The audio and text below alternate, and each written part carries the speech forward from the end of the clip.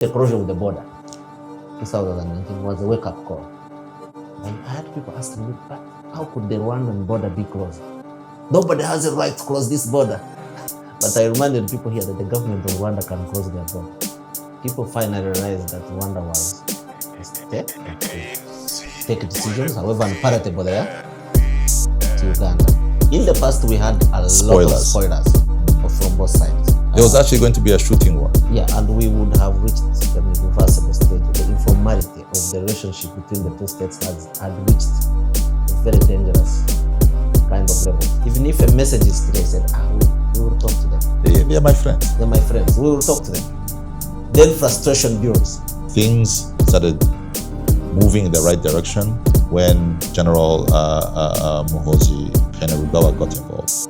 Absolutely. He had a unique opportunity of being who he is, being the head of the army, but being son of the president, but also close relationship with President Kagame. He comes on the scene, I think, the end of 2019. Within 2 weeks, he visits President Kagame, and the border is open. Were there any people from his side here, where they said, if you go to Kigali, you might get killed? Absolutely. What magic have you been able to perform where you guys are able to actually happily move the UPDF into Ituri, and Rwanda, despite its clear and obvious interest in quelling and removing the FDLR, we've not been able to get the Congolese state to see our side? For Kabila, it didn't work. There was frustration over the years.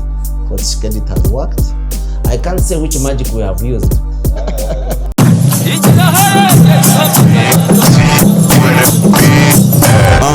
This is the very, very best. I introduce the very, very next. Big deal, this is the big league. Unsanga mu mihanda ya Kigali, make a big fish. Word on the street turakaze. Habari gani, mumeze mute. Yutse nshima Imana kuva nkunda mukiye. If you want the long form, come close and rabure. Wait, what? The long form. What did he say? The long form. What? The long form. The long form. The long form. This conversation is brought to you by Akagera Medicines, a biotech company that is majority owned by the Rwandan people. Akagera Medicines is not only committed to expanding access to healthcare, but also supporting conversations that inform, educate, and empower. Learn more about Akagera Medicines by scanning the QR code on your screen or by visiting their website at akageramedicines.com.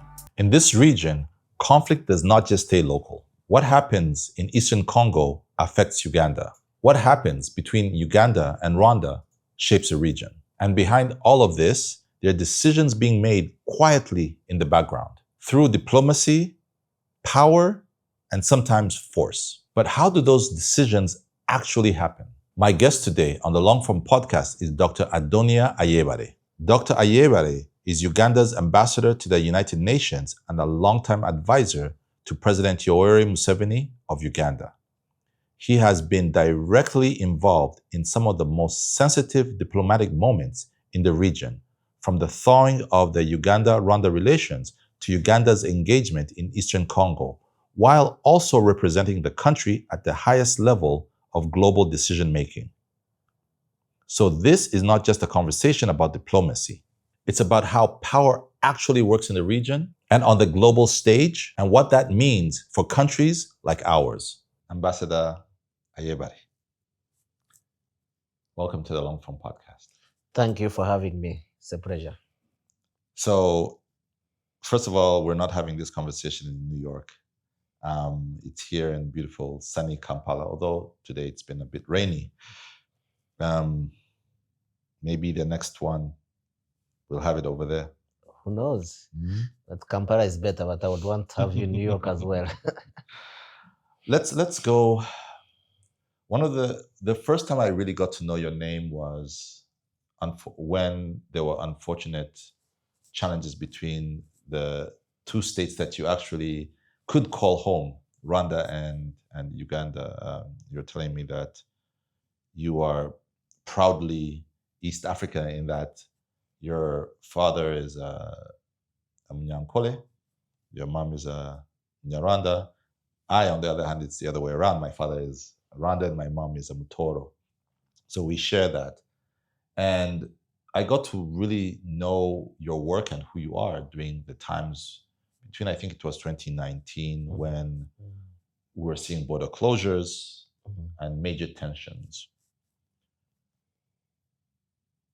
When there's a border closure, that doesn't just say that we're stopping trade and movement of people. We're saying that there is a breakdown in trust. I don't trust you enough to allow you in my country and to allow my citizens into yours. From your position, what did the situation look like behind closed doors? Because we know what it looked like in the media, on social media. Trucks not moving, people being forced to fly rather than drive the way they used to.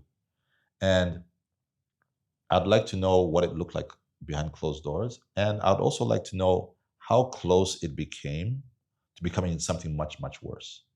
Because as we've seen with some of these issues around the globe, one chess moves creates another chess move that then creates another chess move. And then all of a sudden, even us in Africa are suffering from very expensive petroleum.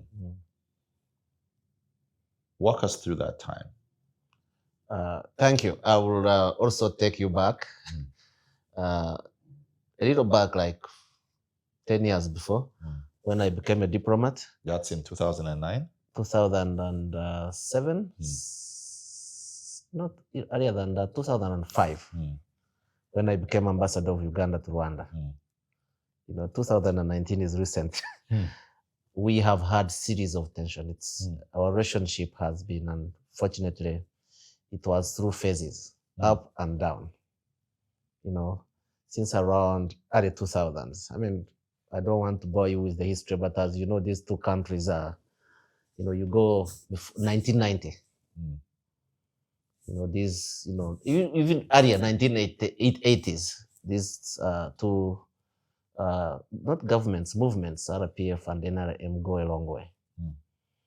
People know each other. Our leaders are one. I mean, your president could as well be a hero of the Ugandan revolution. He was among the 27 people that liberated this country. He's my hero from that, he's my liberator from that perspective. So you are dealing with two movements that know each other. But unfortunately, when the two states, I think where we failed to manage was the relationship between the two states, not the two peoples. So you're saying there's a difference between interstate versus interpeople. Interpeople, yes. And that is really fundamental. Because I don't think Rwandan people and Ugandan people have a fundamental problem. I mean, you accurately portrayed yourself and myself. I consider myself as Ugandan, but also as Rwandese, because that's my origins, and I'm proud to call myself, I don't want to sound American, Ugandan, Rwandese. No, I'm both Ugandan and Rwandese because I share, their blood is within me. But I think to really answer your question, I think there was unfortunate tension between the two countries that went through phases, that led even to the unfortunate fights in Kisangani, when our two armies were in Congo pursuing, security objectives. 2019 was really a culmination of a long mismanagement of the two states, affairs of the two states. And I don't want to apportion blame. It was an unfortunate situation. How do I come in? But maybe before you go into how you come in, so there are a lot of people, I remember during the time, so 2019, 2020, a lot of people young people in Rwanda, even people my age, who would ask me, but what is going on here? Why is it this way? You talk about history, there's a lot of people who actually don't even understand the history. There's an entire generation who do not, I mean, when you think about NRM has been in power since 1986. Mm. That's 40 years. Mm. The RPF has been in power for 32 years now. There's an entire generation, even Yeah. 2 generations, Yeah. that don't understand Mm. the inner workings of the personal relationships that then create the kind of state by state tensions that we see. Maybe you can, help us understand the why. Mm. Why are there tensions? Why would there be tensions? Based off of what? Yeah. I mean, when you introduce the concept of a state in a relationship between peoples, and I think 94, when after the genocide, when the RPF went into power, to me, that was a fundamental departure, fundamental change. And this side of the border, we needed to really understand that. So fundamental change between what and what? Between people who were friends, people who had fought together in Uganda, a creation of another state, which is a Rwandan state. How now that relates to the Ugandan state is important. And I think the seeds for problems were laid in how initially that was managed. I think people took a lot of things for granted. Rwanda became a state on its own. Not a district of Uganda. Yeah, and you had such a things in the newspapers in Uganda that this was a 40th district. Yeah, something like 50th district. 50th district. Then we had 40th district. Now we have over 100. So to me, that was really careless. That was the beginning, because states are a creation of the Western world, Western concept. And it comes with how it's managed. The people, the institutions. States don't need to be friends, but they need to be managed well. See? But people can be friends. Can be friends. But states don't need to be friends. They become, the interests come into play. The borders. Me and you, we can proudly say that we became victim of borders, but most people didn't. They are Ugandans, they are Rwandese. And that needs to be managed by, these are neo-colonial states. It's difficult to manage them, and I think, our leaders had to come in and make sure that, they manage these states properly. I mean, the closure of the border, 2019, was a wake-up call. I had people asking me, but how could the Rwandan border be closed? Nobody has a right to close this border. But I reminded people here that the government of Rwanda can close their border. Why was that so shocking? It seems as if it shocked the system here. It did in a way, because people finally realized that Rwanda was a state that could take decisions, however unpalatable they are, to Uganda. And we needed to respond to that by listening and trying to figure out the reasons and respond. And I think, to me, that really woke up, and I hope we learned lessons that will not be repeated. But 26, because at that time it would have been 26 years. Is that 26 years? Yes. Yeah.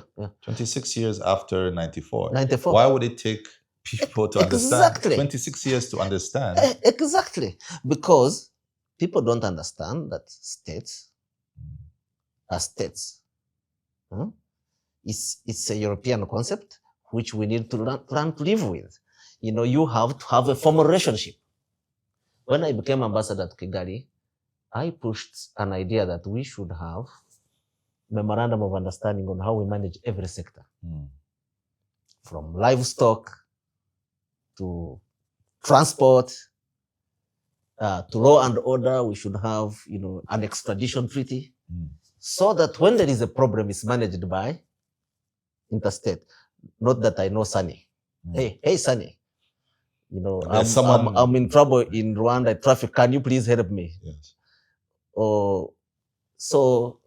But given that the societies were interconnected and interrelated, it was difficult even for officials to understand that.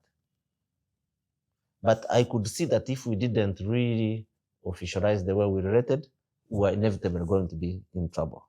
And I was fairly vocal within our system that we needed to really make sure that the relationship was formal. And in 2019, when it happens, we are kind of stuck. We go now, how do we address this? And I think the lessons we have learned, and you asked about closed door, the way these things are perceived, and it's like, first it's a shock. Second is, what did we do wrong? And how can we correct it? Can I ask you a question?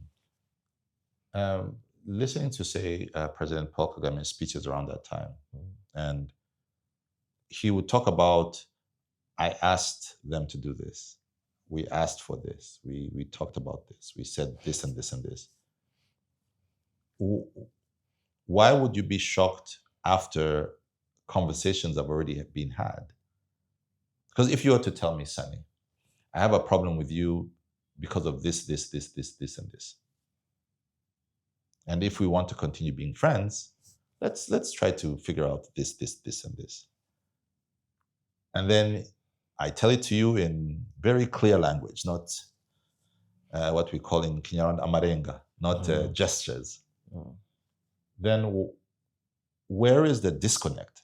Because I also believe that communication is not just about saying, it's also about how the other person perceives the information and acts on the information. Where was the disconnect from what was being requested? Some states are run by individuals.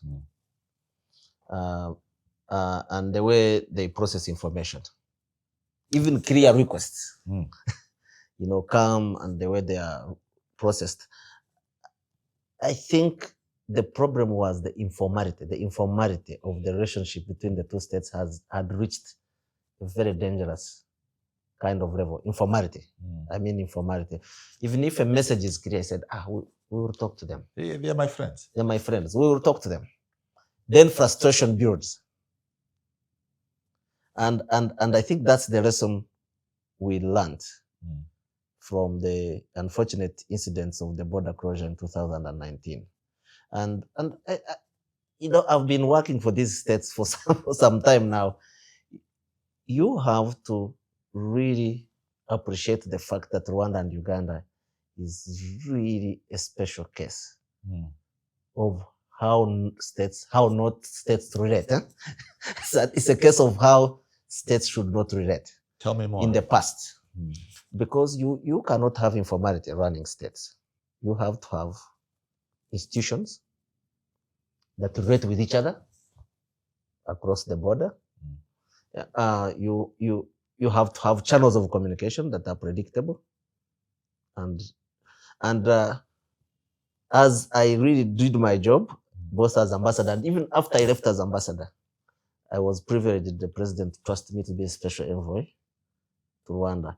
I realized that, we needed to do more than having personal relationships. We needed to institutionalize, but every time there was always a pushback. And until, unfortunately, we reached 2019. But I'm happy that some of the important people realized that. That also you needed to use those individual contacts to promote formal interstate relations. It is easy actually to build on that. Don't mistake me, individual relationships are important. That's how I managed to work as ambassador in Kigali at a very difficult time.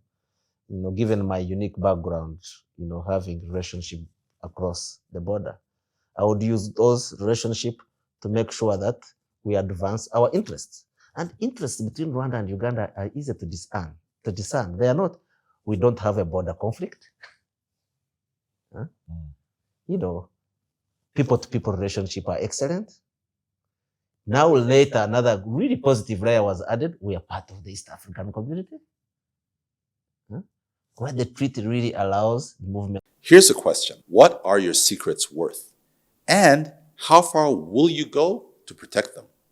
Every day, tens of thousands of hacked credentials for emails, social media, and other services are bought and sold on the dark web, all without victims suspecting a thing. If you're like me and desire some peace of mind, Threat Informant is for you. Built by ShieldTech Hub, a cybersecurity company, Threat Informant is a dark web monitoring online solution that allows you to search the deep web for hidden markets, detect your leaked data, and react before any damage is done.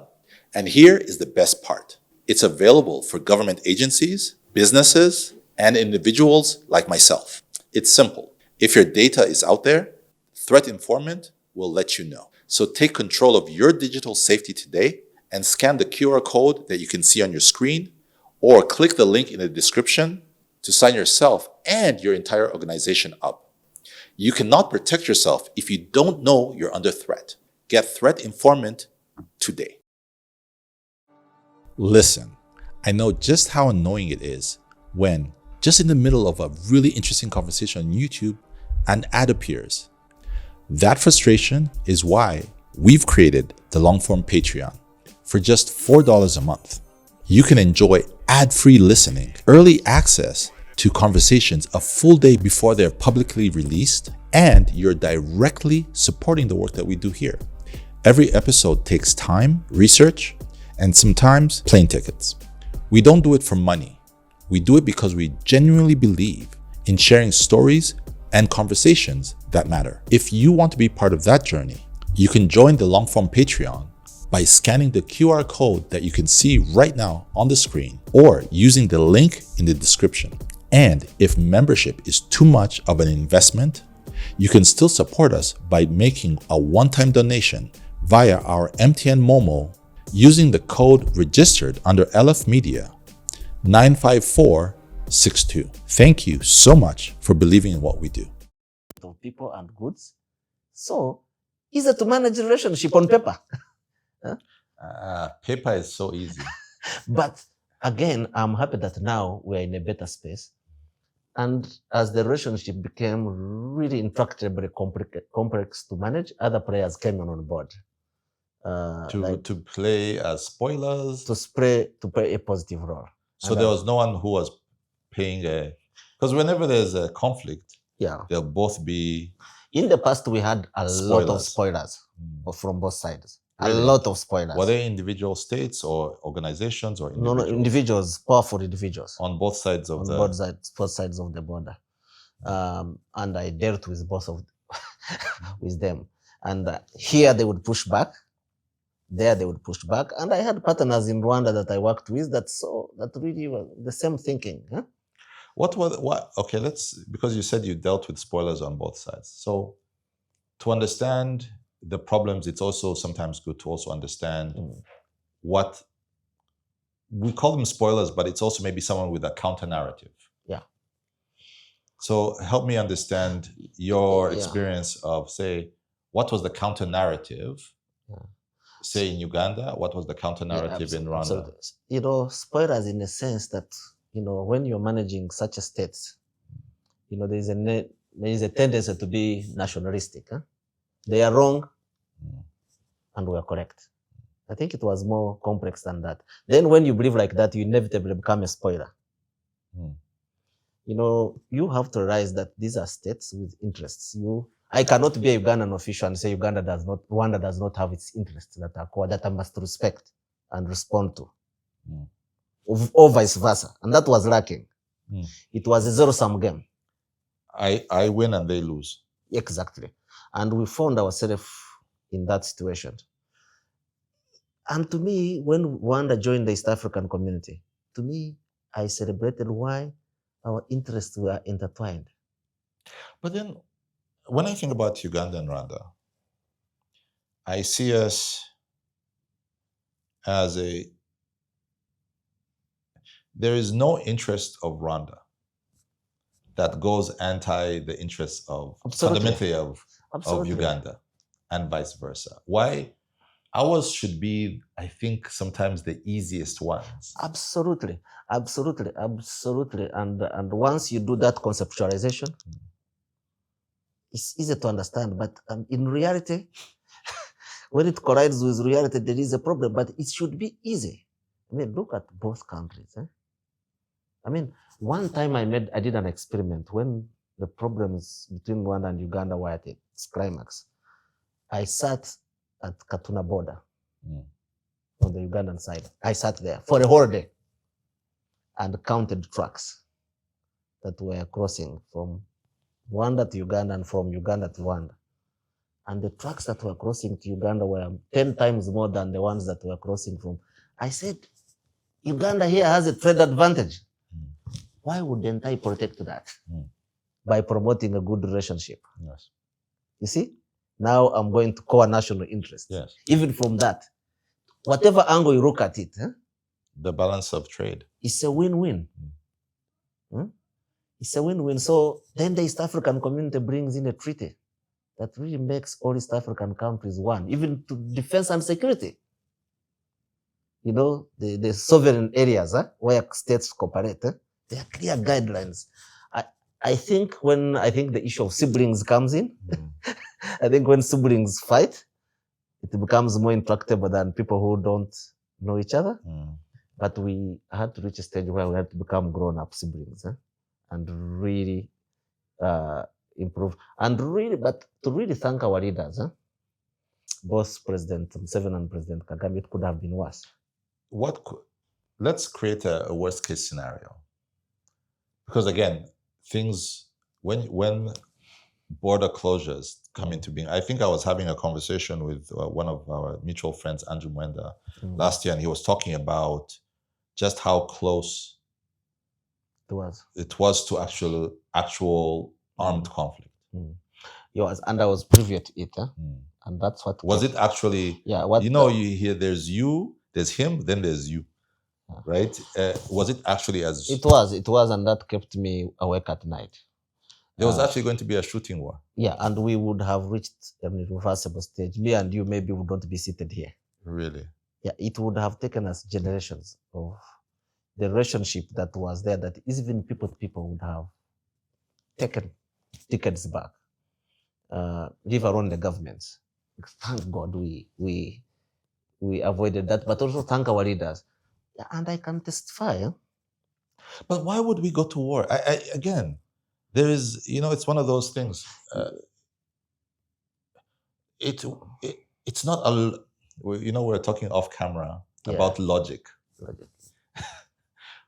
What is the logic of such a war where two highly dense countries, Bara is just a hop, skip, and a jump away. Kabale is right there. Nyagatare, Byumba, Ruhengeri.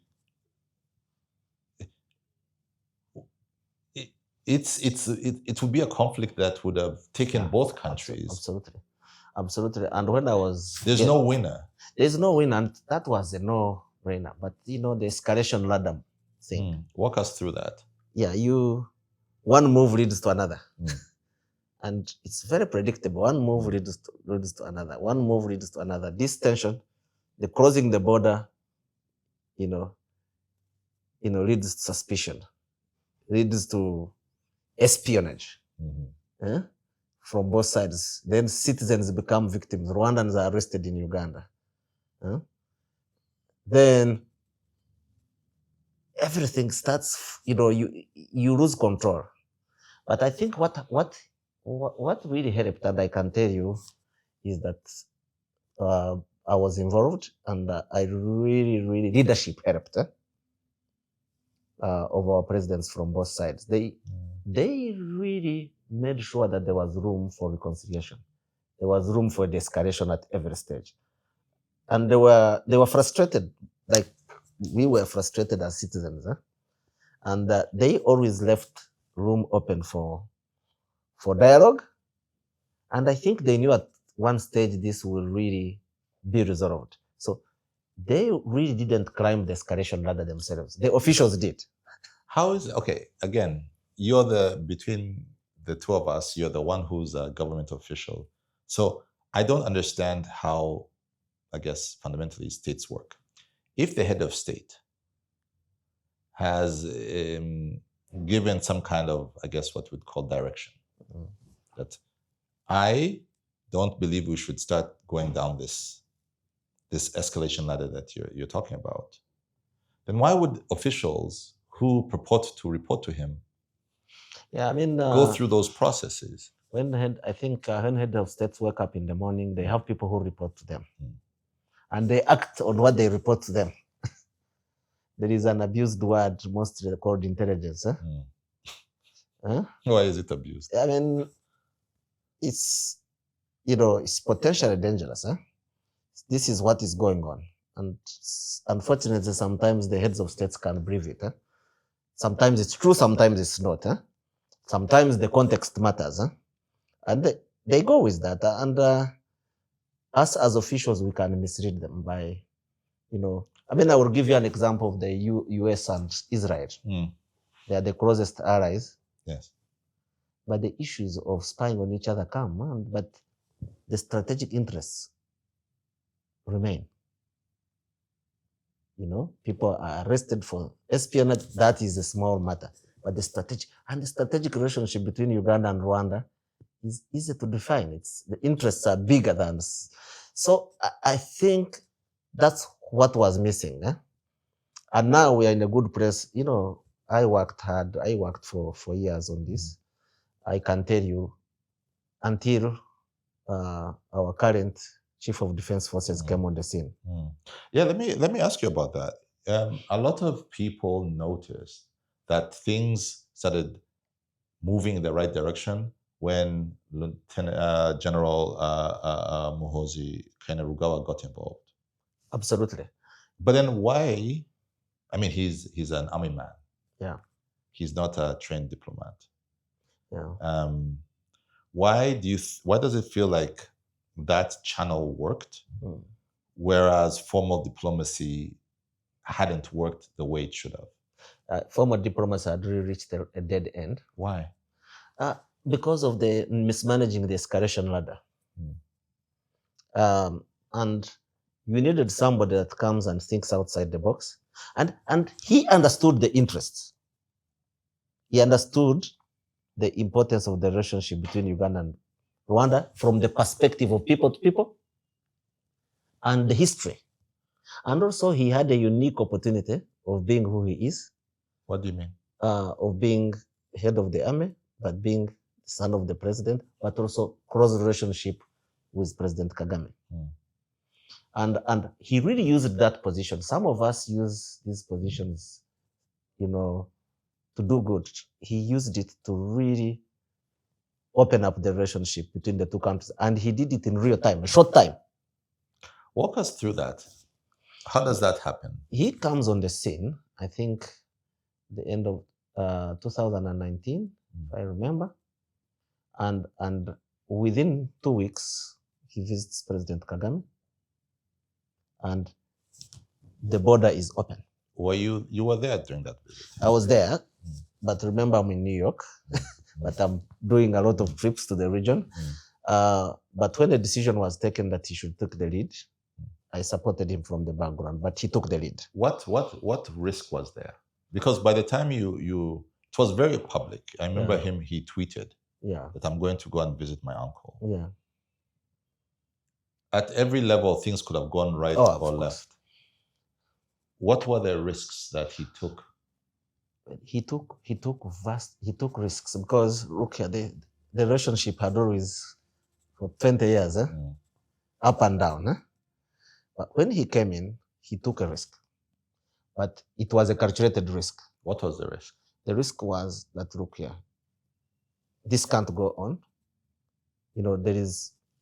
I have to throw everything at this to make sure that the relationship works. And also, the risk he took, of course, was cynicism by officials from both sides. Or let's see, we've where everything has failed, how can he succeed? Skepticism, but he is not a person that succumbs to skepticism. I think he was convinced that, he will go there in good faith, and he did. Were there any people from his side, the side here, where they said, if you go to Kigali, you might get killed? Absolutely. Oh, really? Oh, absolutely. That actually he'd come and get murdered.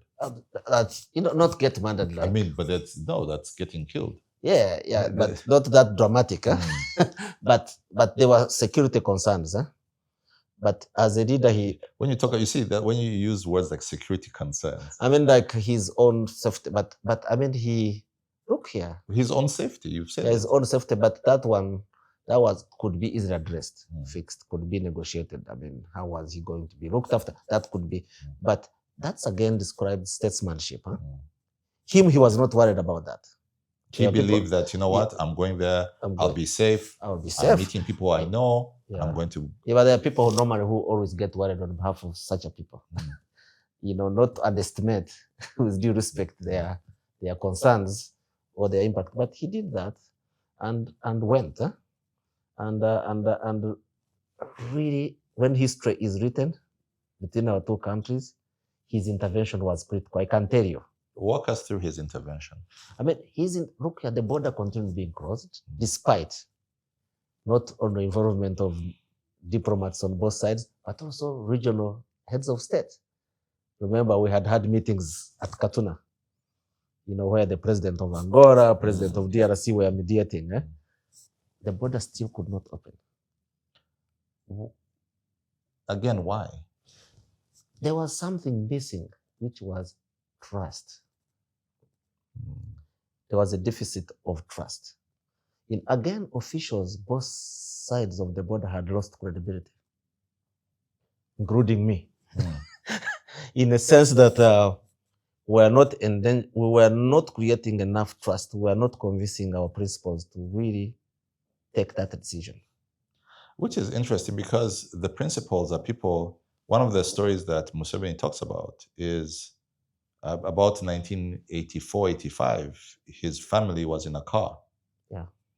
And they were stopped by UNLA soldiers. And the people who actually came to rescue him was General Salim Saleh, the late Fred Rugema, and President Paul Kagame, who was then in the NRA.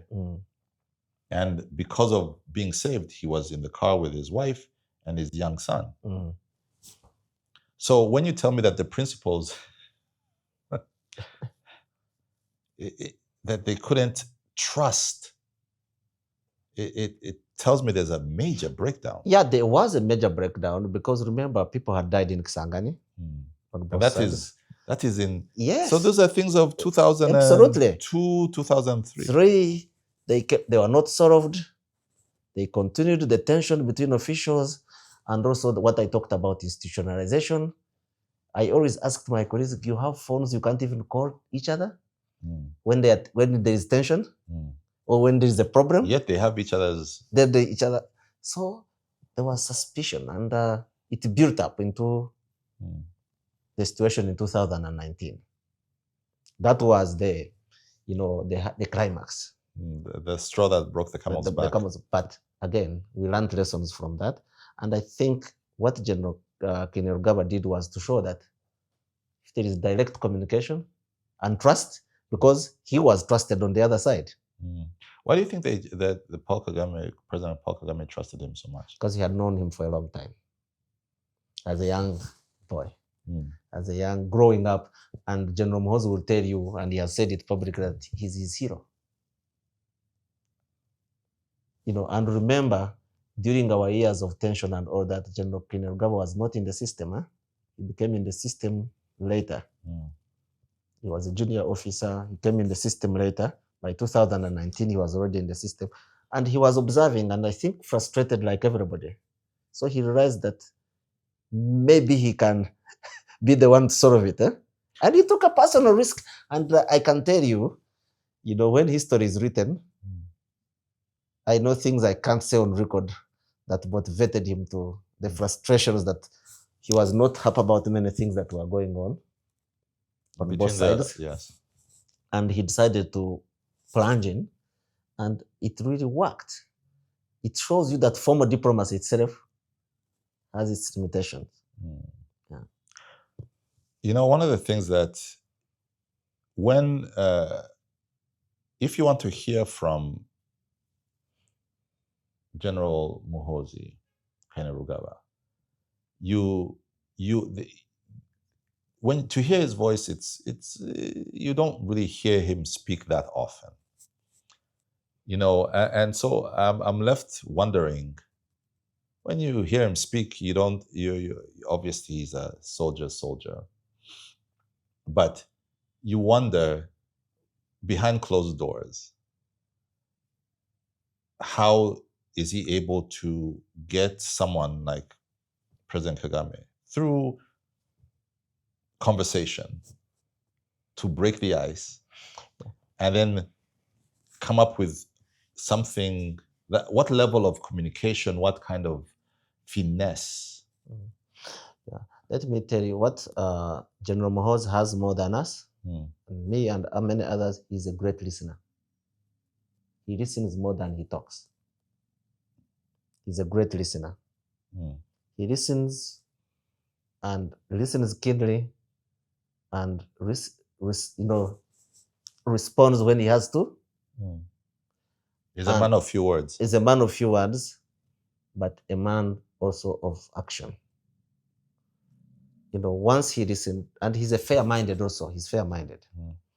So I think what happened was once he listened to, and because there is immense respect. There has to be immense respect in that kind of space between the two.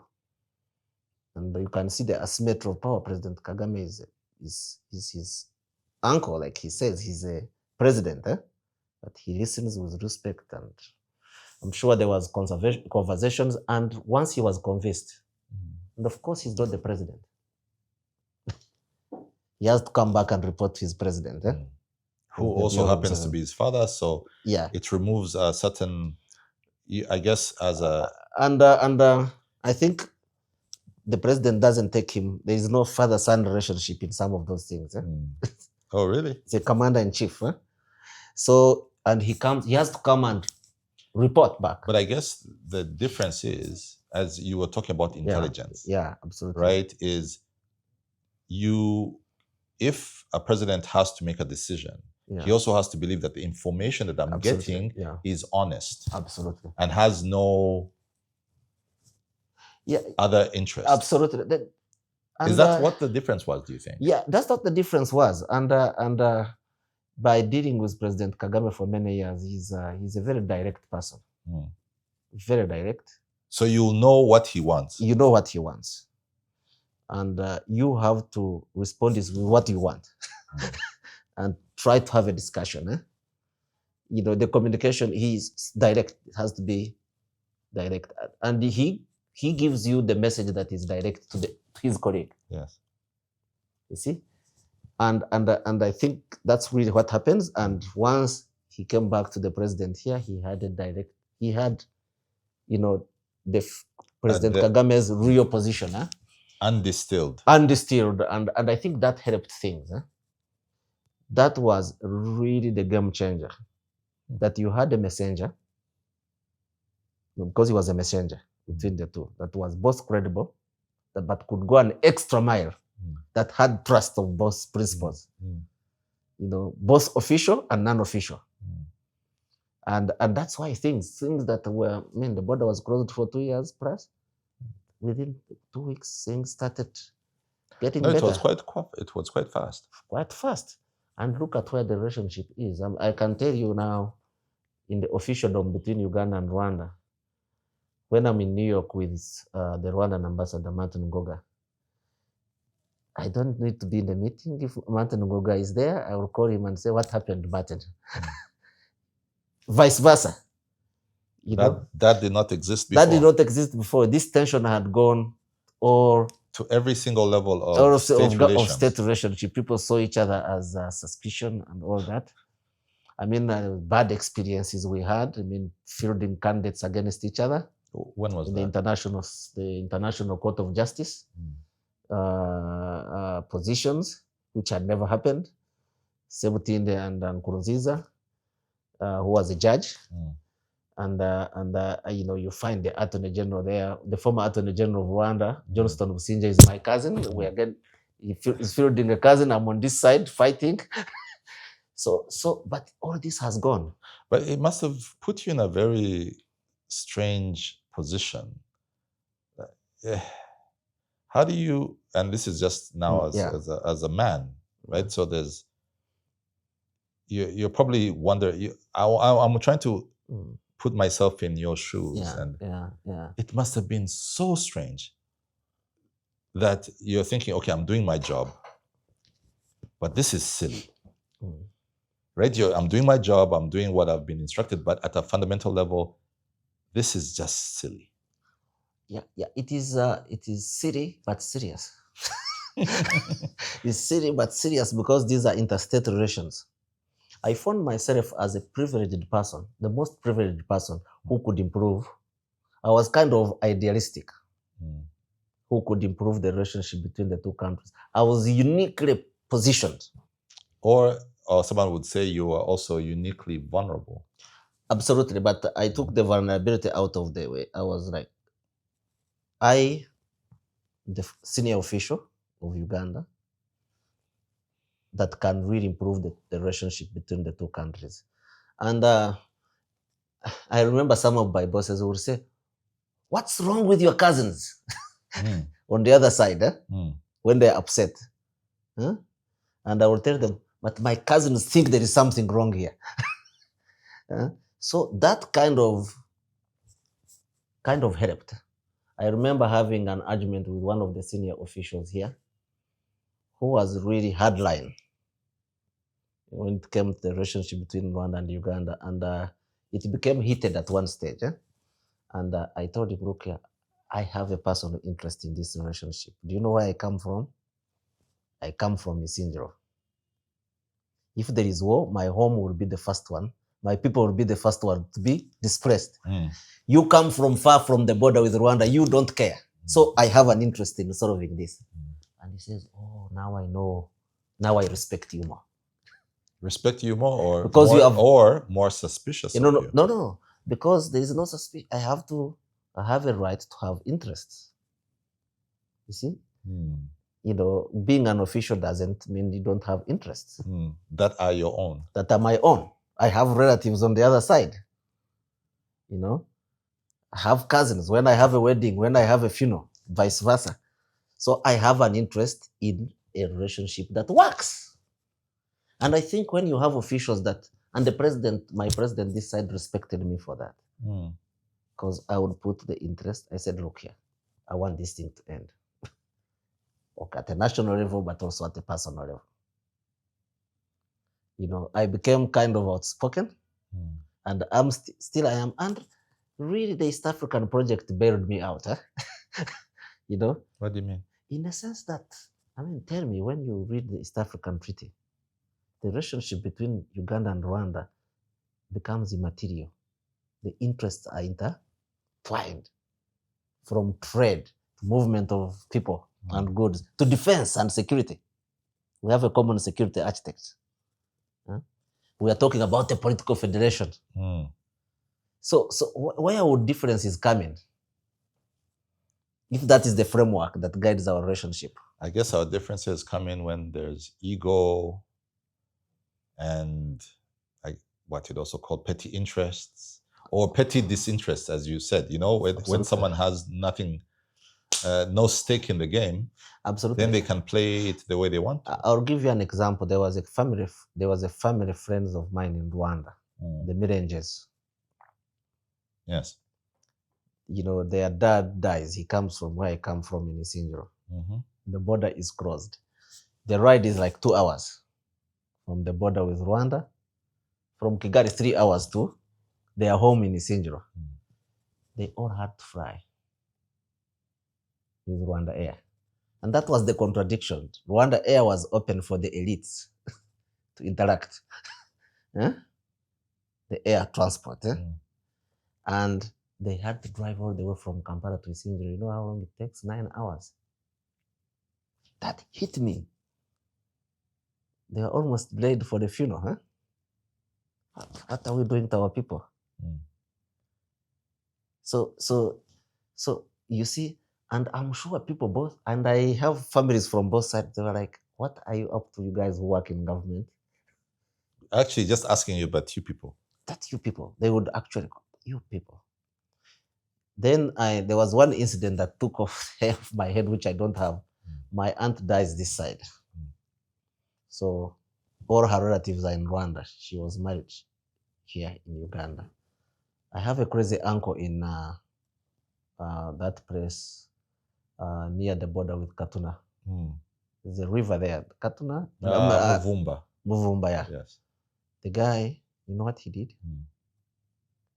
He crossed the river Illegally. He appeared in Barara at the funeral. We saw him, we're like, How did you get here? how did you get here? He said, they rather shoot me. He said, I made soldiers both sides drunk.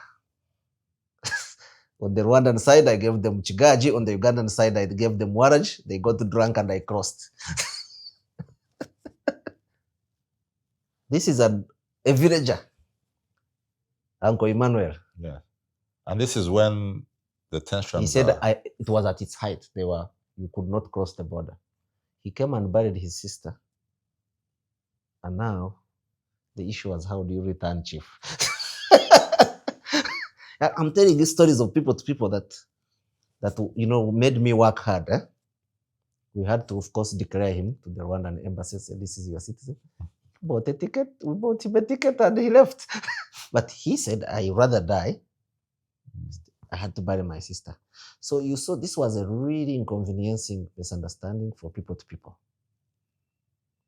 And I think it will be very difficult to cross the border again. Because, okay, governments have power, they can do anything. But people, I think this is the only relationship in Africa where people are really strongly interlinked. Truly. That's the most integrated. Mm-hmm. Our societies are the most integrated. I've tried to look at Africa border communities. I think this is the most strong. Uganda borders many regions, but I have not had a more emotional, politically charged relationship between Rwandans and Ugandans. No, we've been truly in each other's bedrooms. Absolutely. Mm-hmm. I would like to now that you've mentioned Fande Muhoozi Kainerugaba, help me understand. You say that he's a man of few words. A few times that we do hear from him, they're not a few words. And it's not his words, but it's... Yeah. Is that...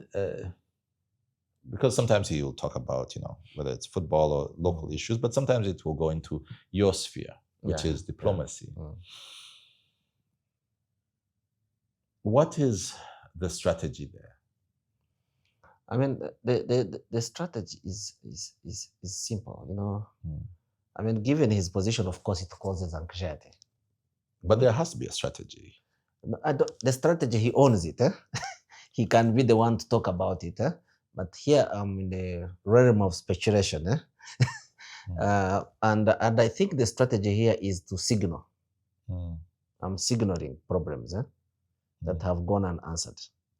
So people who are responsible take them on. Okay? So I fully understand. So he tweets something about the Turkish in Somalia. I'll just give you an example. The latest example. And so is he signaling to the Ugandan Ministry of Foreign Affairs to follow up on this? Is he signaling to the Turkish state and its diplomacy to follow up on this? Who is he signaling to? Both. Sometimes I think, sometimes, and I've been in the Ministry of Foreign Affairs and Diplomacy for a long time, sometimes we take things for granted. Sometimes we are sleepy. Sometimes we take things for granted, and we think issues are not issues. They will be handled through diplomatic channels. And they take long. But for where he sits, these can be issues of life and death. Where's the disconnect between you two? No, the disconnect is he sees what he's saying, and we might not see exactly what he's saying. We might have an idea, but the urgency, lack of urgency. He deals with death, life and death. If you are trying your best to raise healthy children, but feel like you need clear, trustworthy advice, Healthy Beginnings podcast, hosted by Dr. Edgar Kalimba, is for you. With over a decade of experience caring for children and supporting the parents raising them, Dr. Edgar Kalimba shares practical knowledge grounded in science, but rooted in the lived experience of Africans. Out every Monday, Healthy Beginnings with Dr. Edgar Kalimba is on YouTube and all major audio platforms. This podcast is brought to you by LF Media, home of great African podcasts. Hey, if you're tired of working hard but never getting ahead financially, you need to start listening to the Money Blueprint podcast hosted by Isaac Muhoozi. The Money Blueprint podcast isn't a get-rich-quick show. Isaac Muhoozi, an expert in financial literacy with over 15 years of experience, shares practical tools that help you build discipline, make better decisions, and create real wealth. Out every Monday, the Money Blueprint podcast with Isaac Muhoozi is on YouTube and all major audio platforms. This podcast is brought to you by LF Media, home of great African podcasts. Issues. For example, let's be abstract about our troops in Somalia and all that. It's life and there's issues. Decisions have to be made. So he's signaling that, guys, to our friends in Turkey, this is the issue. We have raised it over and over again. It's not been addressed. But also my system. Can you take this? Oh, and I can tell you after that, a lot of meetings have gone on. But then the question then becomes is, and this is maybe if the message is for the players, so your side and the Turkish side, for example, to start having these discussions, why couldn't it just be a Zoom call? I'm trying to understand this. I'm trying to understand. This is why he is different. That's why he is different. The power of social media. I mean, there are few leaders who have understood it. He has understood it. A Zoom, again, officialdom, a Zoom maybe might not result into a solution. Really? Even if I again, Zooms now have taken over, but everybody is talking about it. No, here's my thing. Yeah. Okay. So there's problem X in Somalia. Yeah. Okay. The Turkish Ministry of Foreign Affairs is there. The Ugandan Ministry of Foreign Affairs is there. I am the CDF. Is it CDS here or CDF? CDF. Okay. Why can't I? Because what I'm trying to do is to get the two sides to see what I'm seeing. Yeah. What is this? Is using social media the most, in your experience or with your knowledge, is it the most effective way to kind of, I guess, pretty much call it knocking heads? Absolutely. Look at the case I will give. It might be similar but different. The case of President Trump. I mean, we're following the peace process in the Middle East through social media. Yes.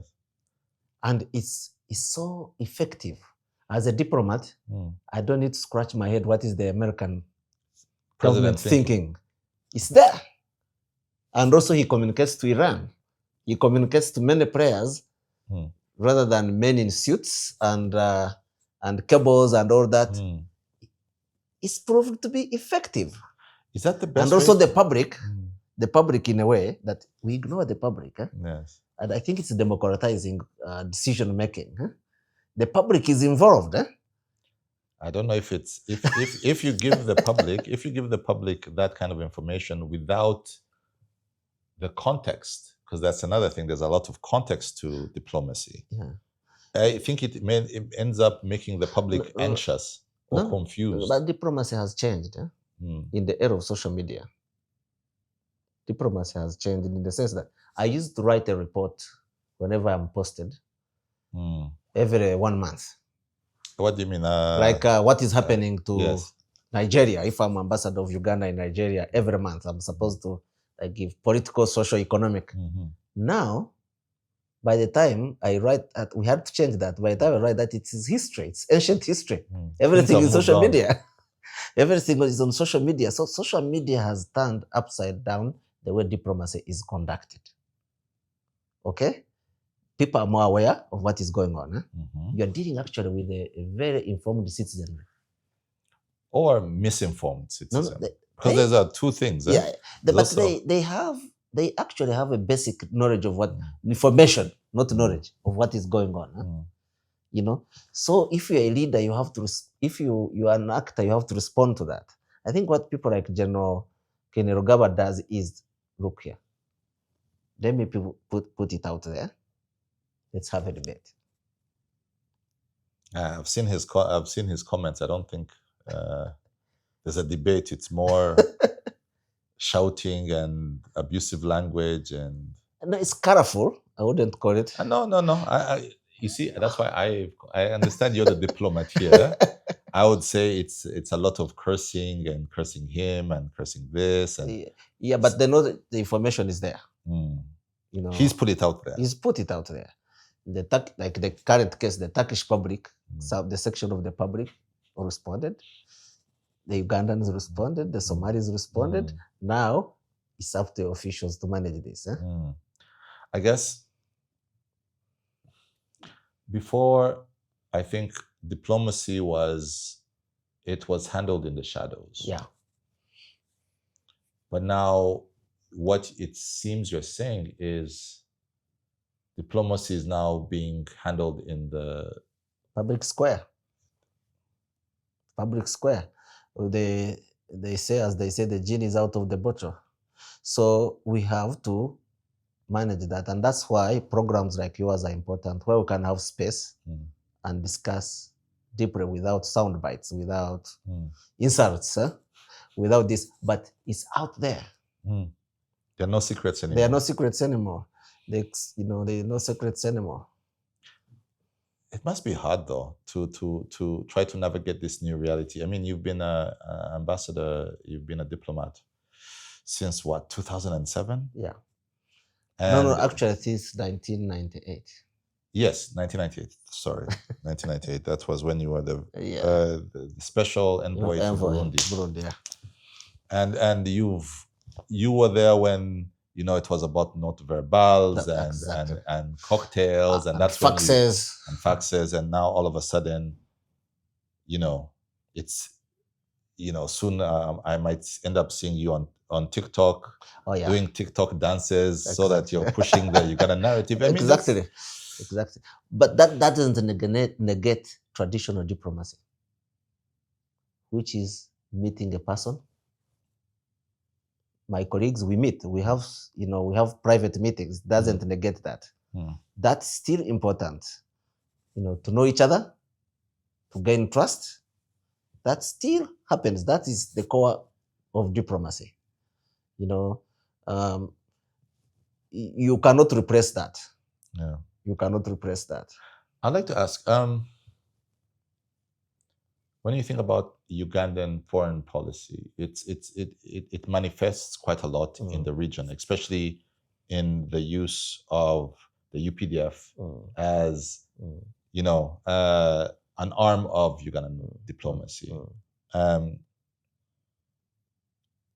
Today, UPDF is deployed both in Somalia, but it's also deployed in the Eastern DRC, especially in the Ituri region, where it is fighting and trying to pacify that region against the ADF.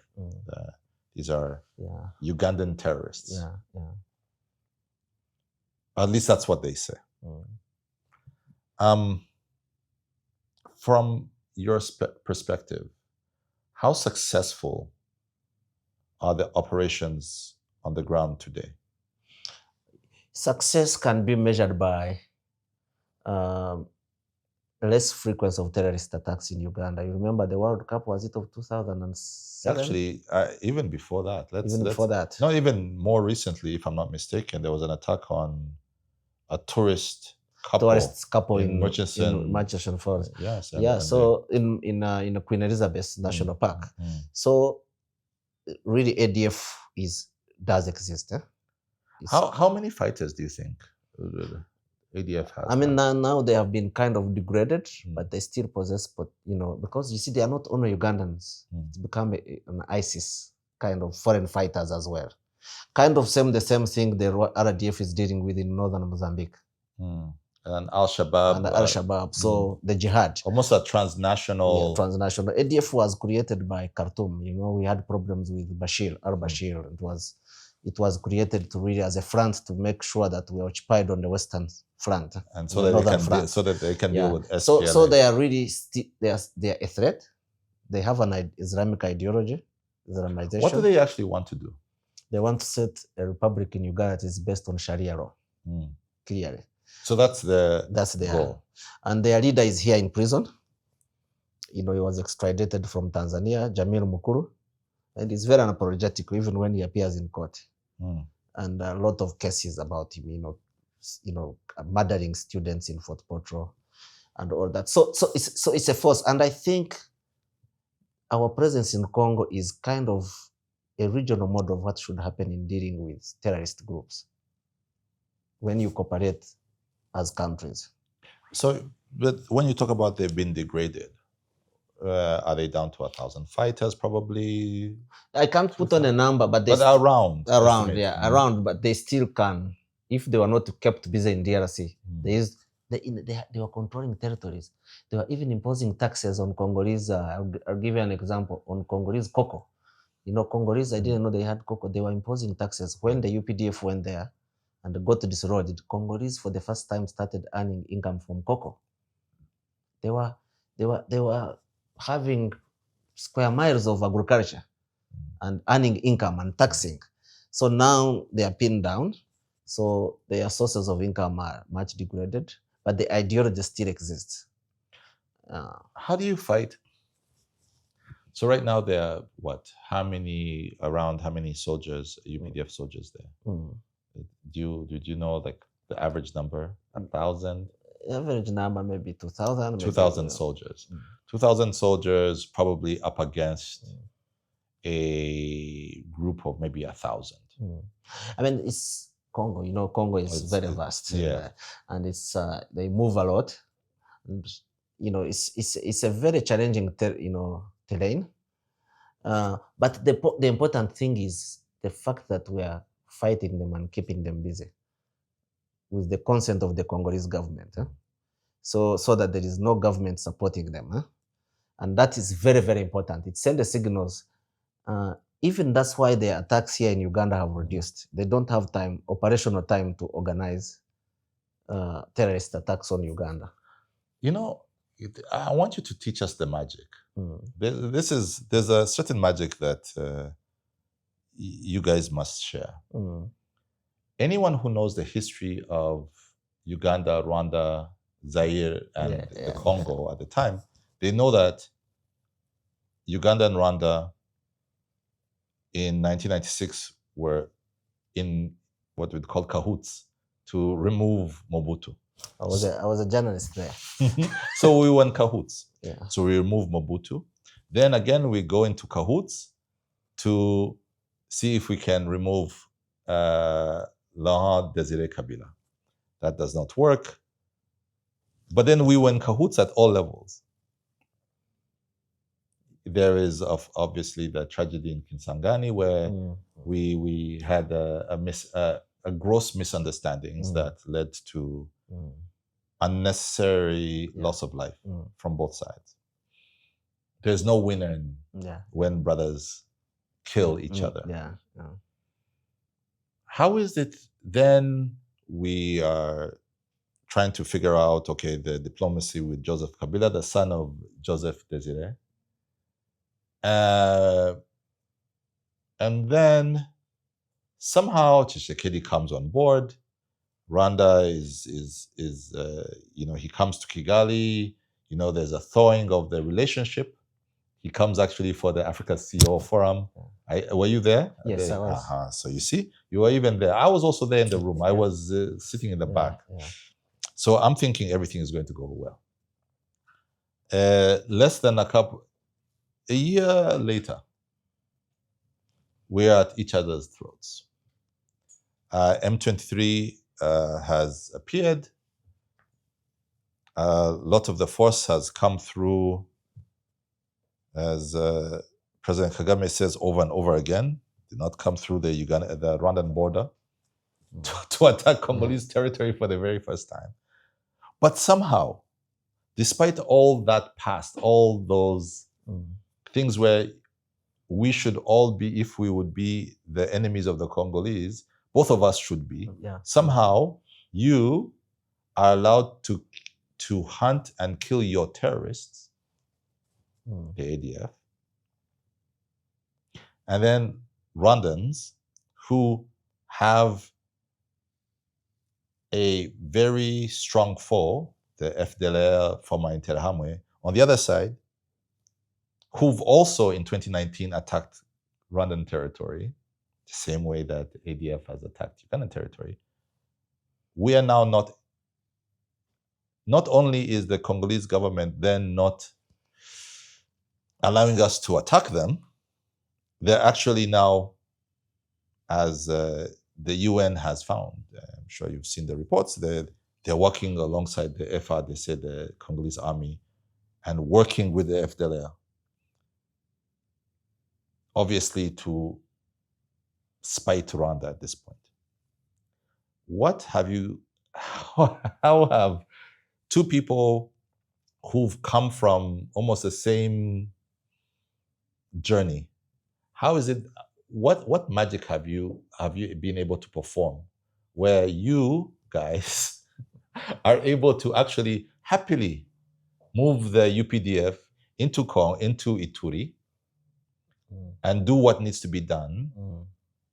And Rwanda, despite its clear and obvious interest in quelling and removing the FDLR and the FDLR threat, we've not been able to get the Congolese state to see our side, and the importance of removing these spoilers. Yeah. What is the magic there? Excellent question. I don't know whether I will give you the answer, but I mean, remember also Tshisekedi was a mediator between us and Rwanda. Him and Lorenzo, the president of Angola. Yes. This really tells much about our region. He was a mediator. Yes. Telling us, please, Rwanda and Uganda, don't do this to the region. Open the border. Though we want these two countries are important for the region. He was trying. He was close to both of us. Yes. And I remember this image where he drove with your president and Lorenzo from Kigali. They found us at Katuna. Beautiful, huh? That is what, 2019? 2020? Yes. It was during COVID, 2020. So this is really what is alliances and friendship in our region change. And but again, Uganda has been really very, very consistent. Even on the issue of M23, my president has been very consistent. These are Congolese Tutsis. Their demands are very clear, must be addressed. And he has told President Tshisekedi, you have to address their concerns. Okay? It's not that he has said, trying to say, I don't support M23. He says, no, I support their demands. They are reasonable. What demands are there? For the people they want citizenship. The issue of managing identity. They are Tutsi Congolese. The president said, look here, Mr. President, address their concerns as their president.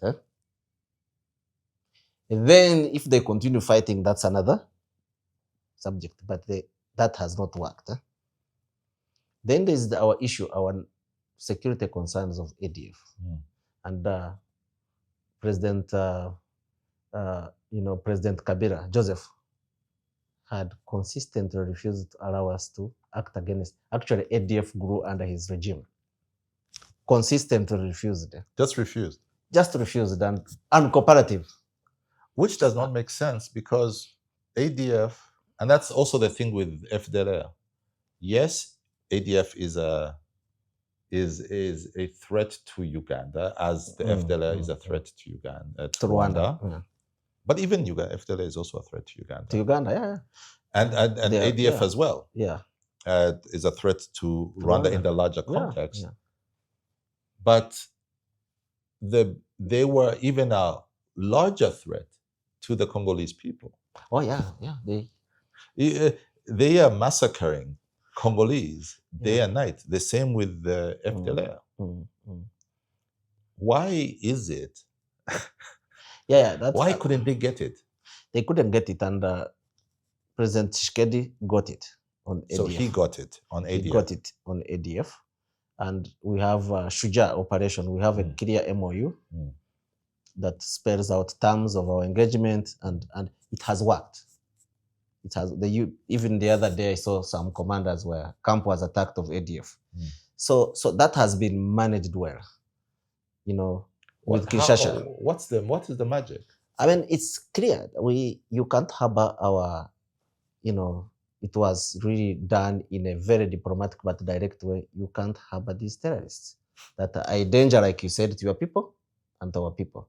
And an understanding was reached that, where the Congolese government allowed us. And I think it's always work in progress. For Kabila, it didn't work. There was frustration over the years. For Tshisekedi, it has worked.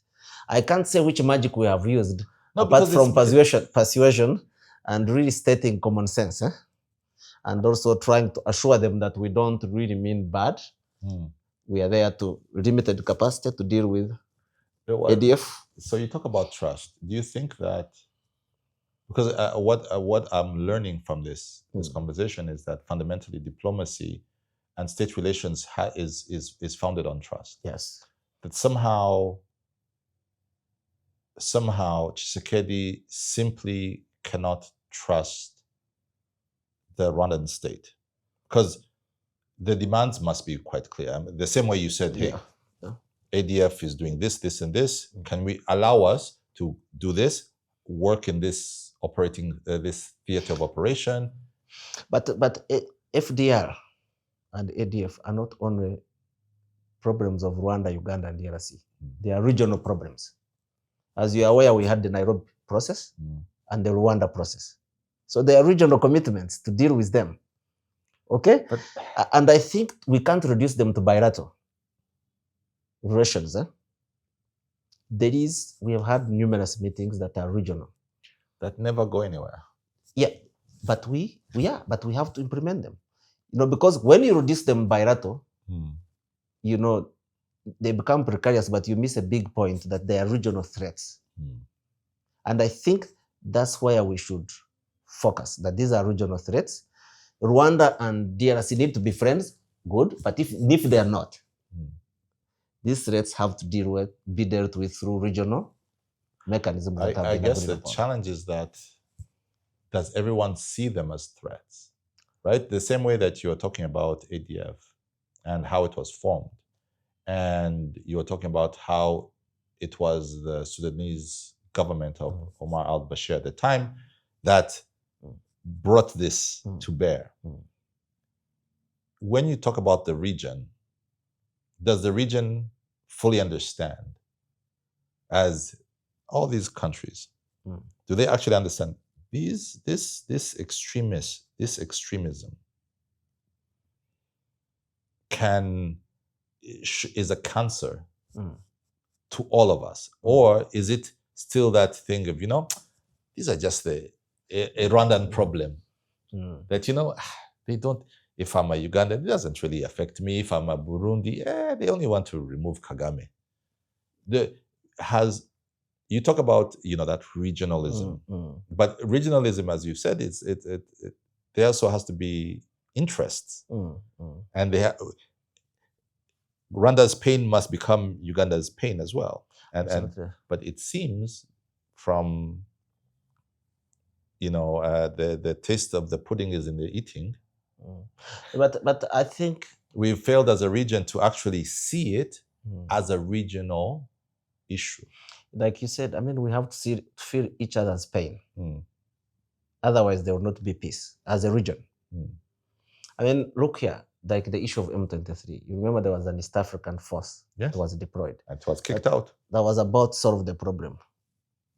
Without Goma having to be taken over, without all of this. So now we are in a situation whereby, again, we have to revisit. Let me tell you, this is our region. we can have skepticism about our regional processes and mechanisms, but it's what we have all got. They have got to work. But Otherwise, they don't work. you get the Washington process, you get the Doha process, complicates matters. You can be winning tactical diplomatic initiatives, but at the end of the day, these issues will be solved by, I am a believer in regional mechanisms. Then don't see where DRC itself has come from the Lusaka process, to Sun City, to elections in DRC, the Burundi regional process. So I think we have to continue investing in them because that's what we have all got. We will come back to the regional mechanisms at the end of the day. And I think the issue of FDLR and ADF will be better dealt by regional states.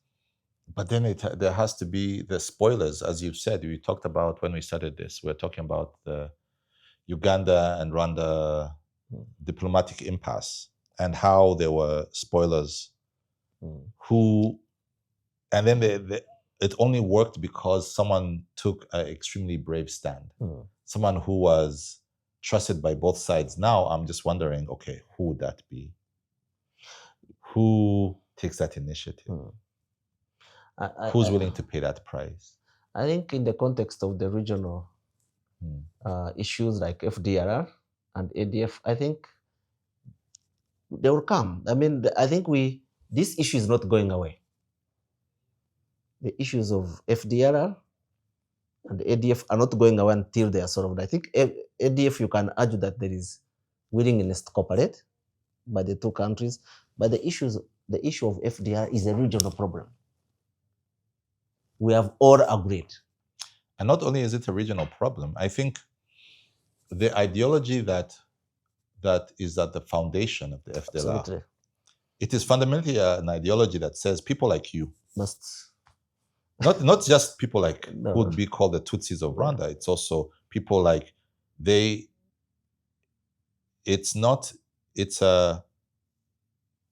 comes within the framing of the Hima Tutsi, these are strangers, that nativism, that these should not be anywhere near.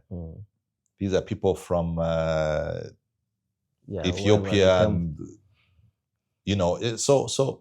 but somehow I think we haven't really understood, just when you talk about that hate speech, when they talk about that ideology of hate, language of hate, it's the same way that you're struggling with the ADF. It's not because they are one or two fighters. It's the ideology of Islamic fundamentalism. Absolutely. Absolutely. And we have to eradicate these ideologies quickly. Or the more the time goes, the more they get normalized. Yes. The more revisionism takes root. The more skeptics start saying, but this problem, what FDR? There are 5 of them. There are five of them. Because that's what they'll also, by the way, eventually, that's what's going to happen with ADF probably. Absolutely. Is that they'll say, but ADF, there are like 5 ADF people. Uganda now, actually, because that's the conversation is now, Uganda is not in Congo because of ADF. Yeah. It's there to steal and do this, because that's then what happens. You move the goalposts. Absolutely. Oh. Yeah, the way we were able even to do it was we insisted that we needed to really even inform the Security Council, the UN Security Council, share with them the MOU, share with them the troops, the number of troops, the kind of weapons we have there, so that the international community that can be able to say, okay, not say, so that everybody is on board on what clearly we're trying to eradicate an ideology. So that people don't start, why this, time has gone on. No, ideologies, and we need a regional approach. But the Congolese citizens themselves see this because they are more victims than me and you. They are the direct victims of FDR and ADF. I'm sure there is a conversation in Eastern DRC about this. Because they are the victims, direct victims. And my idea, we shouldn't talk about regional approach. It's what we've got. I don't know. I just, again, I really had a lot of hope with the East African Standby Force. I had a lot of hope because I thought, okay, finally, as a region, whether it's Uganda, whether it's Burundi, there's going to be a way for Africans to figure out how to deal with this. But we need to really continue. Like another thing we have not covered, the bilateral relationship between Burundi and Rwanda has to improve. Actually, the border has to open. You've worked with the Burundians. Maybe let me fully understand that. All those decades ago, there was the Arusha, peace process that was led by Mwalimu Julius Nyerere to end the Burundian civil war. I look at where Burundi is today and the discussions and contradictions there, and I wonder if what we're seeing, whether in the DRC, but even when it comes to Burundi and the DRC, but also Burundi and Rwanda, is a fundamental failure in the Arusha process. No, I think it's not. The Burundi peace process was really to address the Burundi issues. That was really a protracted civil war. And Mwalimu Nyerere said it was a political problem with ethnic connotations. But then what we then did was create an ethnic governance model. No, look here. Burundi was very, very, very complicated. Very, very complicated. And we had different mediators. Mwalimu Nyerere, Madiba, Zuma, the South Africans, and Uganda was the chair. And I was very, very involved. And I think what it did was to really deal delicately with, an ethnic, deeply divided society. To say, look here, the Arusha agreement was, okay, democracy for the majority, security for the minority. And it was detailed that no single ethnic group will be dominant. The political sphere in the security sphere. That was the foundational, kind of stage. Of course, it had challenges when it started being implemented. 2005, we had elections that brought President Nkurunziza in power. 2015, you had this kind of, again, changing a constitution, coup attempt, the civil, kind of another civil war. And I think Burundi became really stable and a player in the region. Not everything is like it should have been, but at least you have a basis of a working state that can be engaged. I don't know if you could say that, because a working state that is premised on ethnicity, I don't know if it works as a modern state. And yeah, I know where you're going to, but I have asked the leaders. I have asked the leaders because I know them, and they have denied. They have said, look here, it's a democracy. All ethnic groups are working together. We are not exterminating Tutsis, all that. But I think it is because of threats in the region that are not, and the regional approach again has to be taken. I think we need a honest conversation. There's a lot of suspicion. Yeah, there is a lot of suspicion that is unnecessary. The relationship between Rwanda and Burundi had improved significantly. Your president visited Burundi, the first lady visited Burundi. It had, until I think the issue of the coup of 2015, people running to Rwanda, which can be addressed, which was being addressed, I'm told. I'm really told by my colleagues that it was almost to be agreed upon on how to deal with, those coup plotters that run into Rwanda.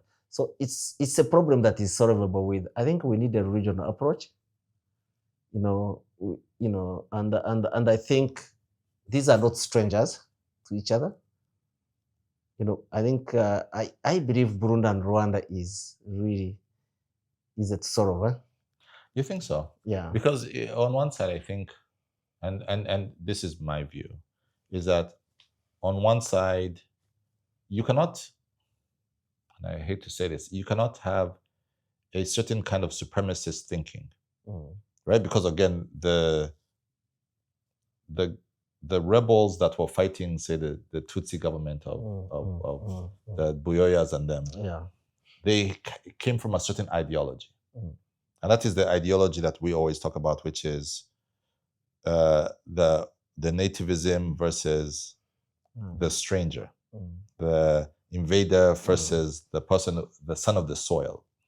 Now, if that is your ideological grounding, and saying that, this country really belongs to these people, then obviously the way you see the world is through that framing.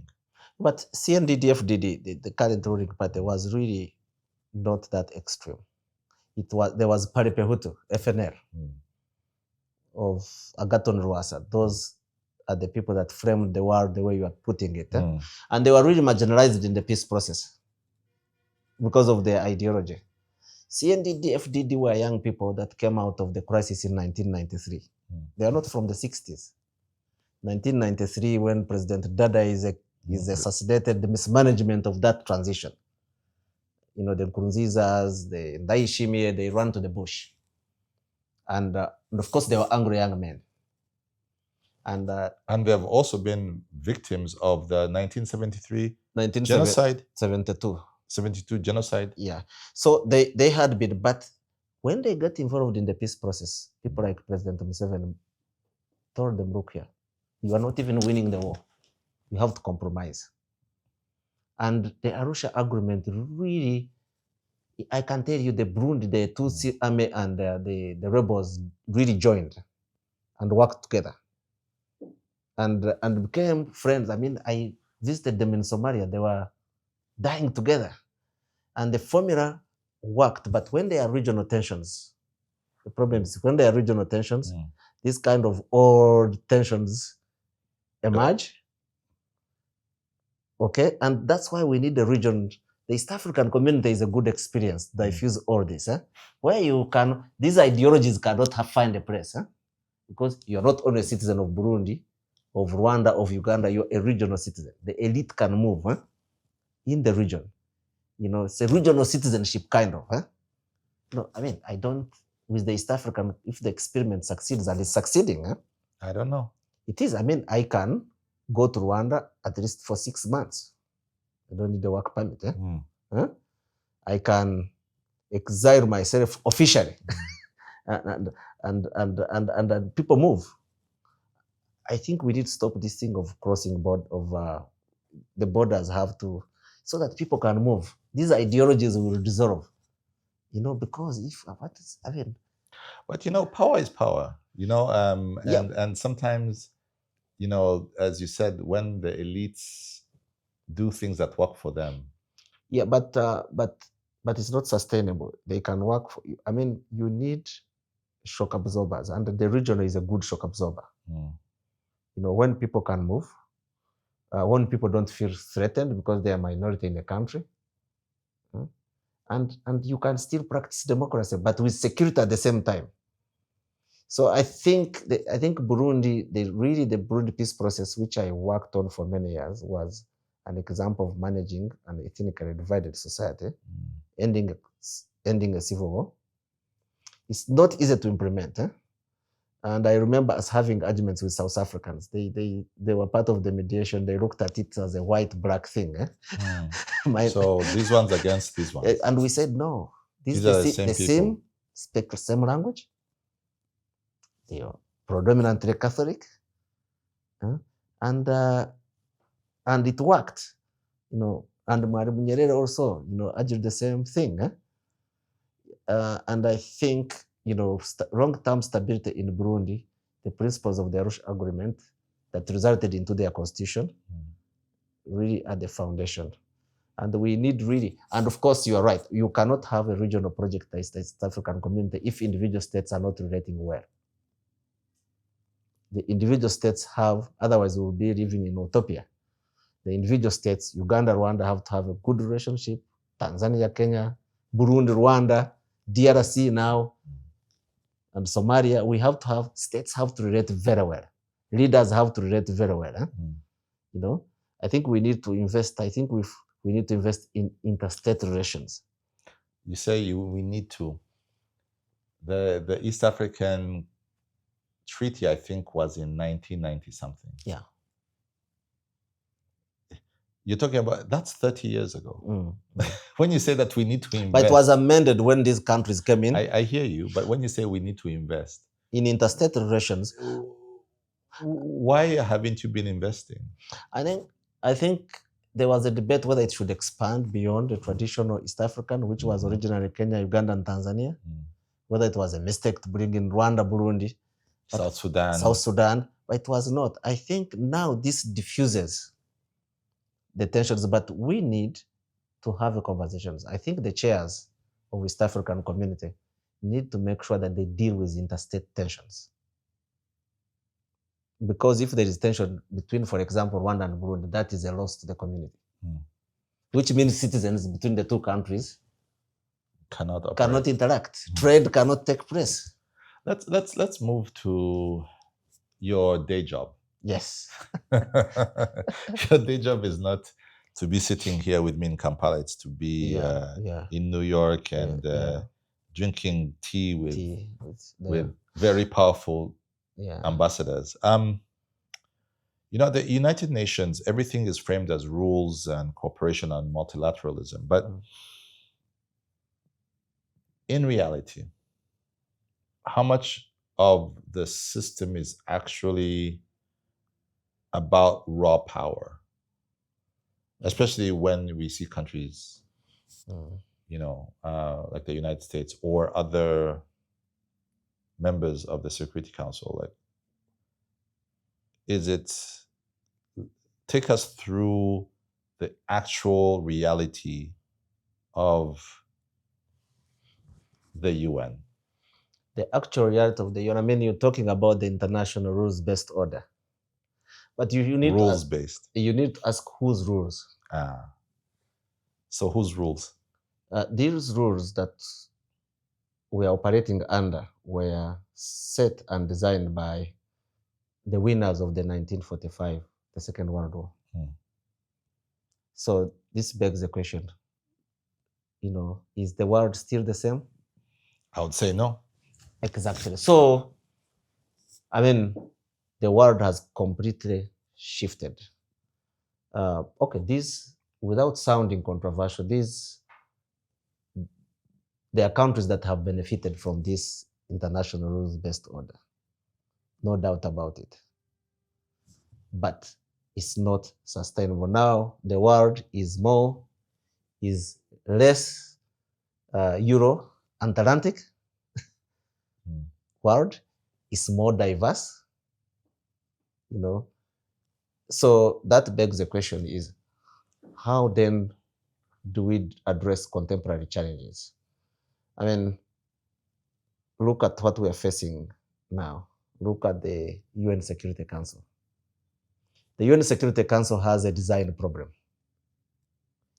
It was designed not to deal with crisis where big powers have an interest. It was designed to deal with our problems. So it was designed as a way for big powers to come and say, do this. So when you go back in the end of the Cold War, 1990, it's called the golden era of multilateralism. When interstate wars ended and there were civil wars, that's when peacekeeping, which is not in the UN Charter, peacekeeping is not written anywhere in the UN Charter, became a big business of the UN Security Council. You know, there is a civil war in Congo. We can deploy peacekeepers because we can tell them what to do. But when you have the war in Ukraine, where one of the big powers is involved, Security Council becomes dysfunctional. Because all the Russians need to do is veto everything. Or even the threat of a veto. Even the threat of a veto. So we are in in the multipolar world, also major powers, middle powers have emerged, you know. Look at the Dan-aligned movement, which Uganda chairs. You know, we have even nuclear powers there. You know, we have India, Pakistan, we have all this. So multipolarity, you know, doesn't mean that shouldn't be more multilateralism. Okay? So multilateralism needs multipolarity to work because they are diverse voices. So where does Africa stand in all this? I sit at the UN. The UN is like a jungle. You know, I wake up, I'm dealing with issues to deal with our region, with issues to deal with development and aid, with issues to deal with technology. You have to pick and choose as a developing country. So walk us through that. So let us say, because one day I'd want to maybe put a camera on your lapel to see, okay, Let's what go. does a day look like for you? I mean, it can be Rwanda, it can be Burundi, it can be DRC. We have small embassies at the UN. I'll give you the number. Uganda has 10 diplomats at the UN, and we're considered to be the largest embassy Uganda has abroad. But you have the Americans with 250, the Chinese with the same number. At the UN? At the UN, dealing with the same issues we are dealing with. So you have to now, how do we answer this? And I have been there at a transition on how to answer this. I've been privileged as an African diplomat who has been there a decade and a half almost. So the way we have answered this, we have said, look here, everything can't be a priority for Africa. And Uganda does not matter at the UN. Fundamentally. There are nothing like Ugandan interests at the UN. Few things, unless you. What would Uganda's interest in the UN? Uganda's interest would be, let's say, peacekeeping, you know, reimbursing our troops in Somalia, but that is a small part. But even that, I cannot do it without the 3 Africans on the Security Council that actually have power. Oh, we did in the African group. I'll give you an example. Rwanda chairs our candidatures committee. You know, because we cannot, as Uganda, I cannot go and campaign for a Ugandan who wants to be on the next committee. I have to go through the African group and say, okay, here is our candidature as Uganda. Do Africans support this candidature? If they say no, I cannot go on. So we work as Africa. So we have answered this. We have the largest number of states at the UN, comparatively speaking, 53. There is no regional bloc that's bigger than Africa. So we are trying to leverage our numbers at the UN to make decisions. And when we are united, we win. When? And we have been united under many circumstances. I will give 2 events that have of recent. One, we have the tax convention, the UN tax convention that is being negotiated. All the Western countries, and some of our friends in Latin America and Asia said no, because we came up with that tax as Africa because of tax misbehavior by multinationals. You know, that were invoicing and, you know, taking out, you know, products in Africa, you know, raw materials without taxation. So we wanted an international model taxation, which is controversial. Most Western countries, we pushed it at the UN and won the vote. Okay. Number 2, recently we had a vote on slavery as an international crime. I saw the people who did not vote for it. You saw? Yeah. But it was what? Israel? Yeah, the US. The US? Yeah. Did and Britain? Most Europeans abstained. Yes. Most of them are all abstained. And let me tell you, what does that tell you? That tells you, especially the Europeans, they think their problems are the world problems, but the world problems are not their problems.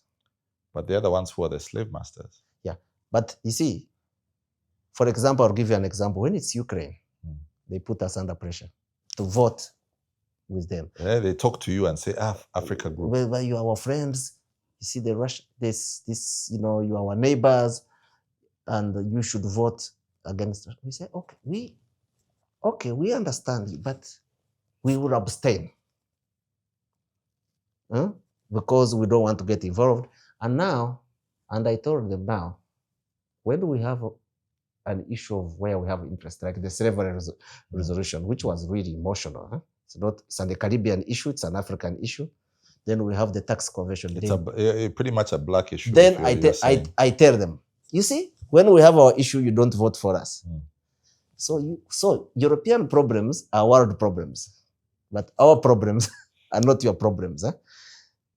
So you see, this is now, we are asserting ourselves at the UN.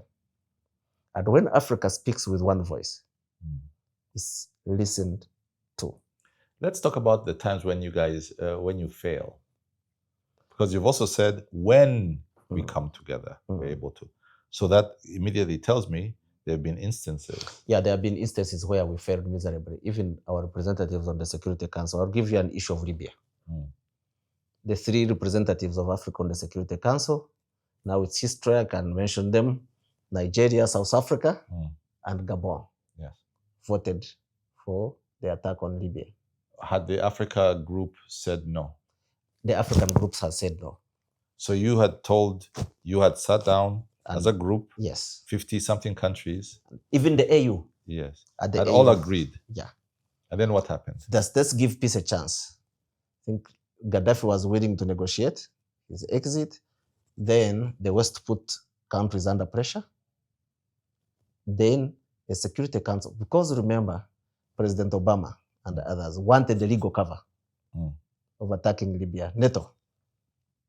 And they went to the Security Council. If the Security Council vote had failed, they wouldn't have done, but it was done with Africans' complicity.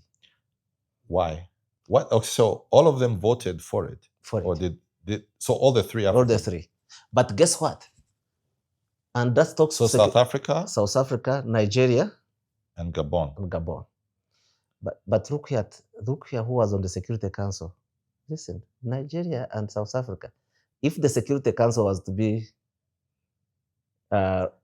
reformed, yes, they are the potential candidates for Africa. Yet they're the ones who stabbed and guess us in the where back. else was on the Security Council outside Africa that voted principle? Yeah. On principle. You had India. It voted too? Refused to vote for it. You had Brazil. Said no. You had Germany. So it was our own.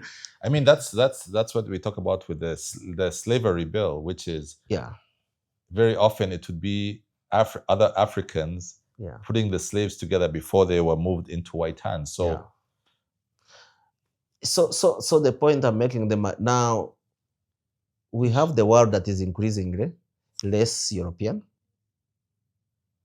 But then, no, I'm still going to think about. I need to make sense of what you've just told me. Why would an ANC-led government of South Africa?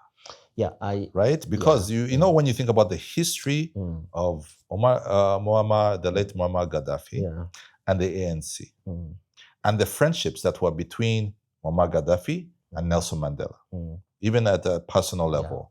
And then even the state-to-state or movement, revolutionary movement to revolutionary movement.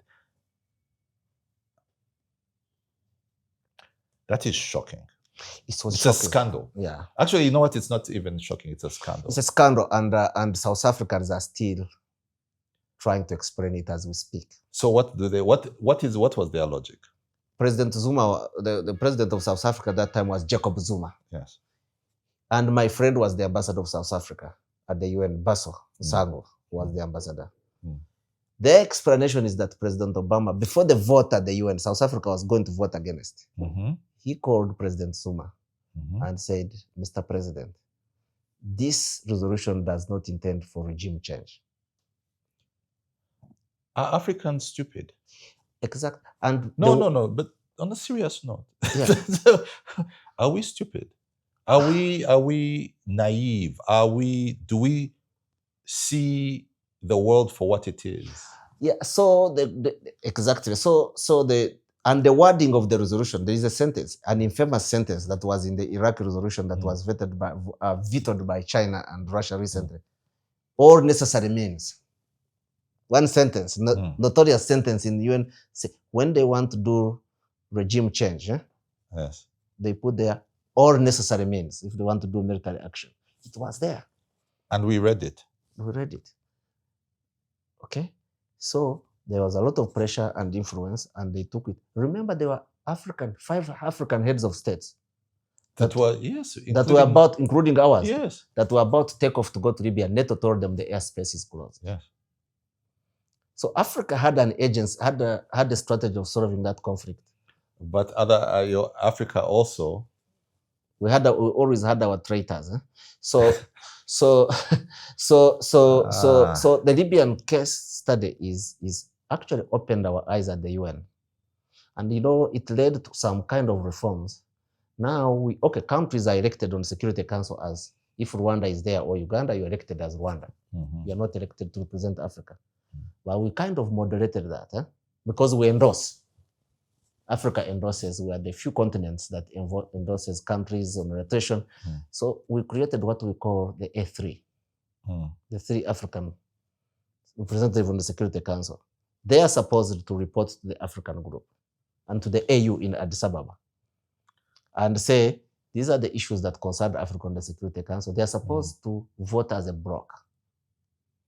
Supposed. Yeah, and if they vote, they are 15. In order to win, you have to get 9. So if 3 vote against, there is a chance always that the resolution does not go through. It's almost like a veto.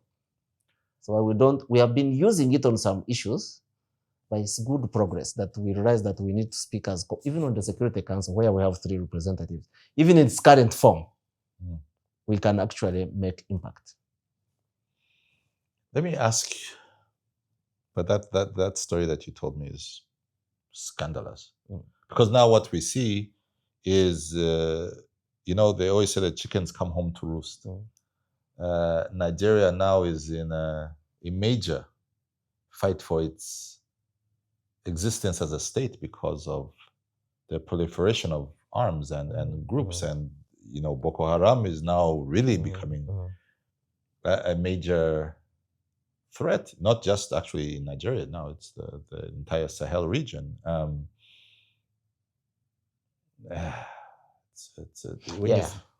We mismanaged, the world mismanaged Libya. And I think the world is also mismanaging DRC, but... Yeah, but, and you see, what I really always say is that we should not ghettoize African problems. What do you mean? This issue of African solutions, African problems is conceptually wrong. African problems are world problems. We do peacekeeping. I mean, I saw Rwandan police in Jamaica. I see there are African troops all over the world maintaining peace and security through UN. So the issues of African problems are world problems. Africa is not a ghetto. It's part of the world. Yeah. You see, when we started these African solutions for African problems, then the usual suspects in the world started saying, let Africans solve their problems. No. Problems of Congo we're talking about, of FDLR and ADF, are global problems. They're on the agenda of Congo is on the agenda of the Security Council. Well, that's the thing with Congo. It's the way it's on the agenda. It's been on the agenda since the 60s. But they shouldn't say, this is for the region to handle. Okay. Only. African problems should be, if they threaten international peace and security, they should be handled globally. We are global citizens. I guess I hear what you're saying, and I respect your opinion on that. I guess that works when there are no major global spoilers as well. Yeah. And that, I think that's the largest issue with when we talk about the DRC, is that there's so many spoilers at every level of, you're fighting this, and then there's this. You're trying to, there are issues around critical minerals, there's issues around power, there's issues around, now there's also, they've also, I think they want to do oil exploration on the other side of Lake Albert, and because they found, obviously in the Ugandan side, there's oil, so the issues around the environmentalism. It is, I actually wonder, maybe Congo should become a fully African problem, because if it is much too rich, it is too tasty of a cake,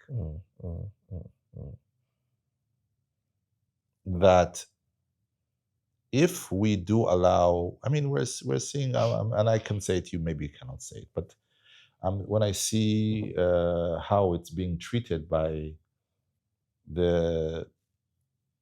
in the Washington Accords,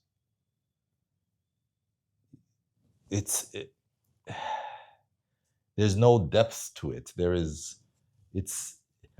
want the critical minerals, or it's seen within the fight with the Chinese, and it becomes about minerals. It's not about people. They don't really see African lives the way maybe we see African lives.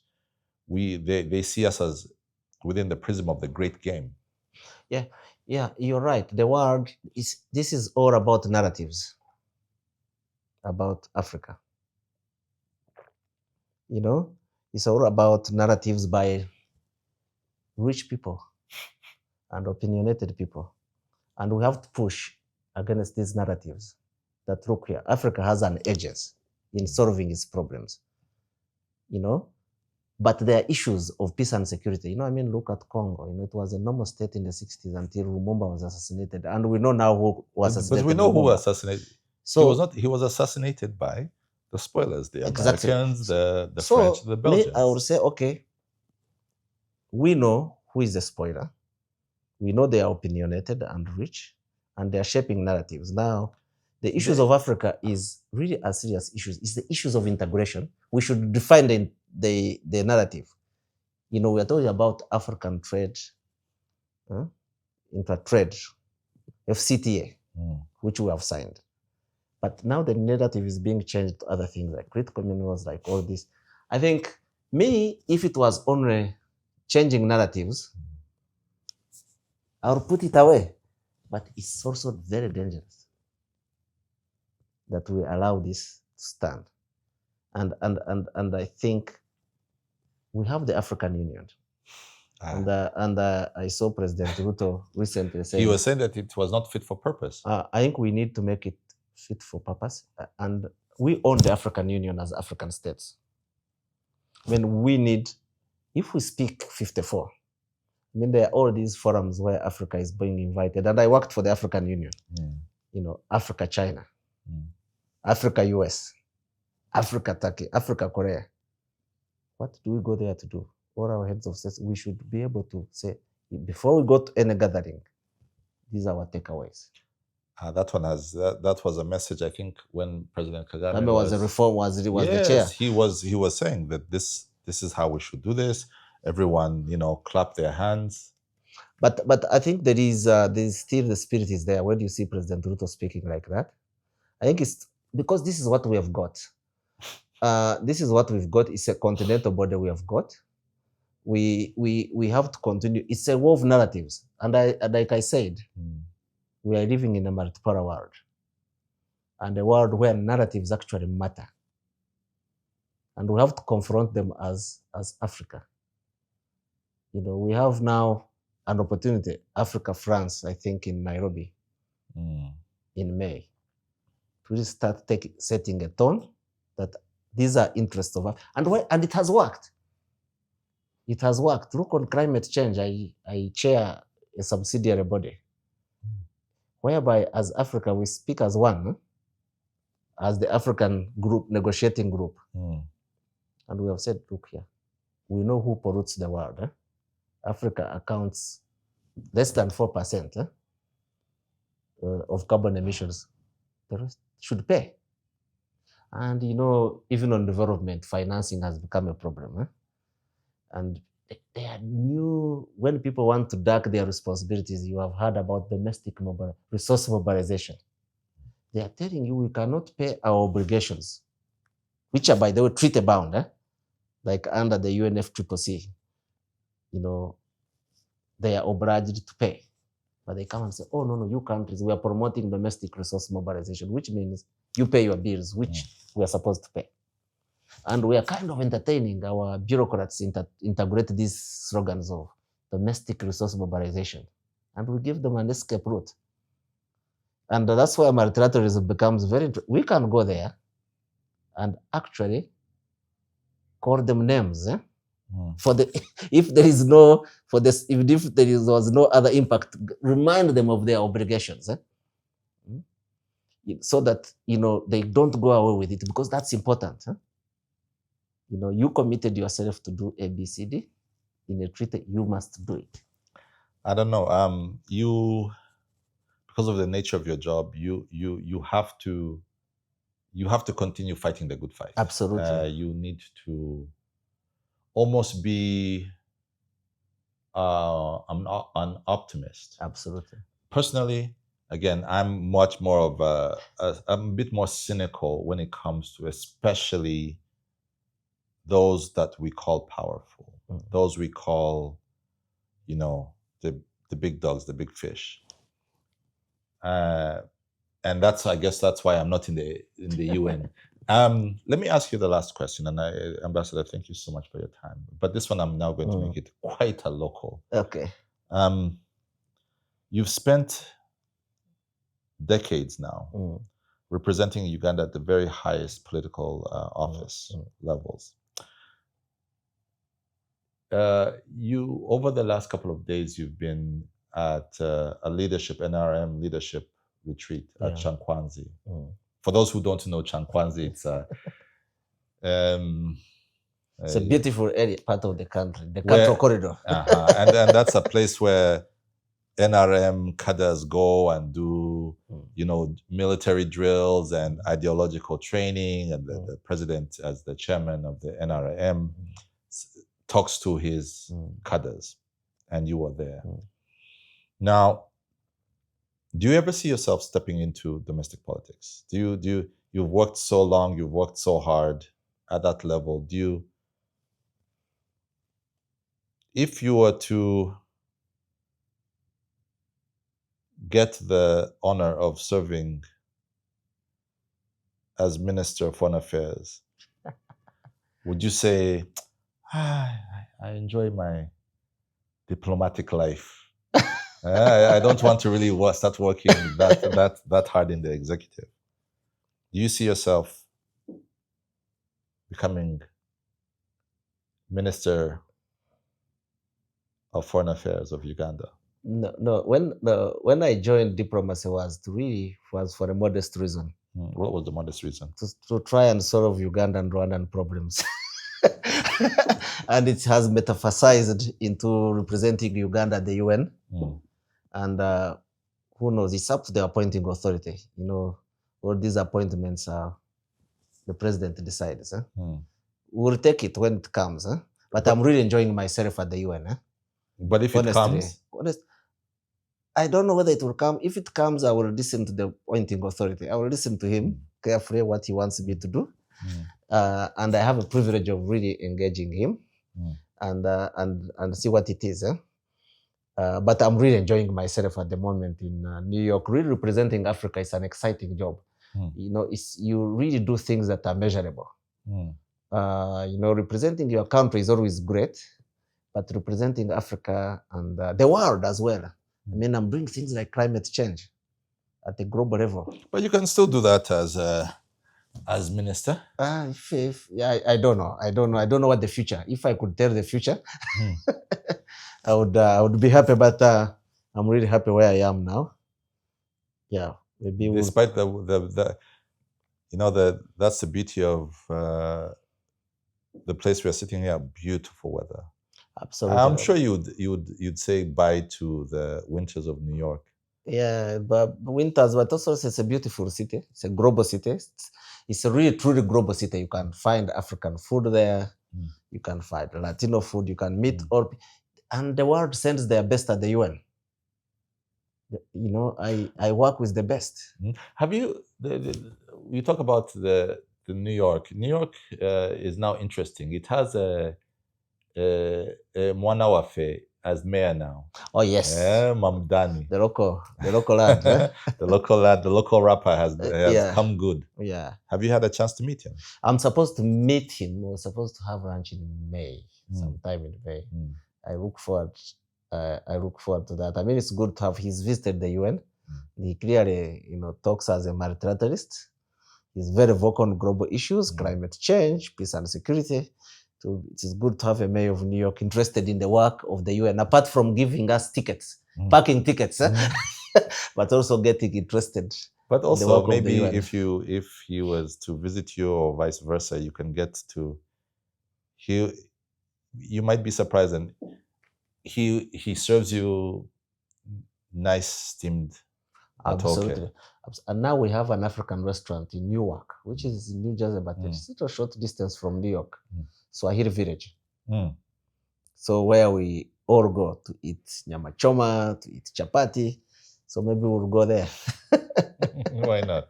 Why not? Ambassador, thank you so much for your time. It's been an absolute honor. Thank you.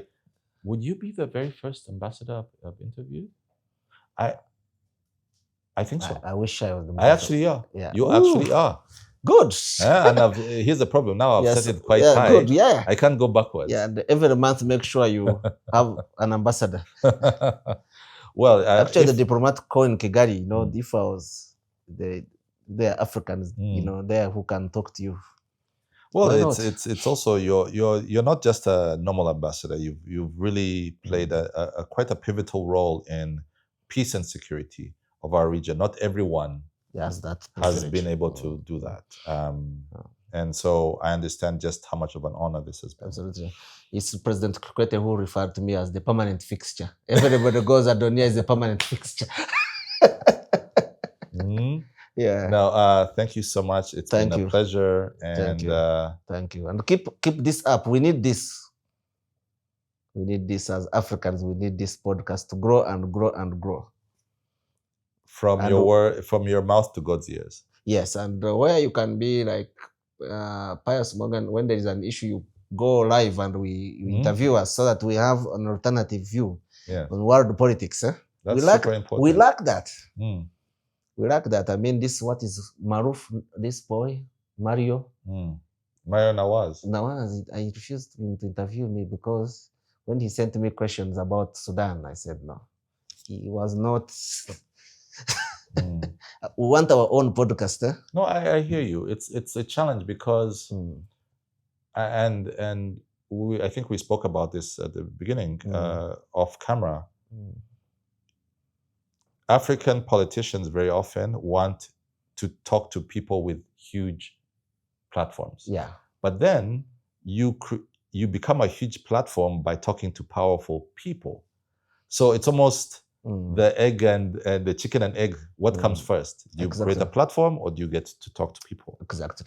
And I know my platform is quite small. And so I understand, and I do not take for granted the fact that you're sitting here with me. Thank you so much, Ambassador. Thank you. Thank you very much. And all the best. Amen. Thank you so much. Greet my relatives in Kigali. Yes. I'm sure you can do that yourself. Ambassador, thank you so much. Thank you very much.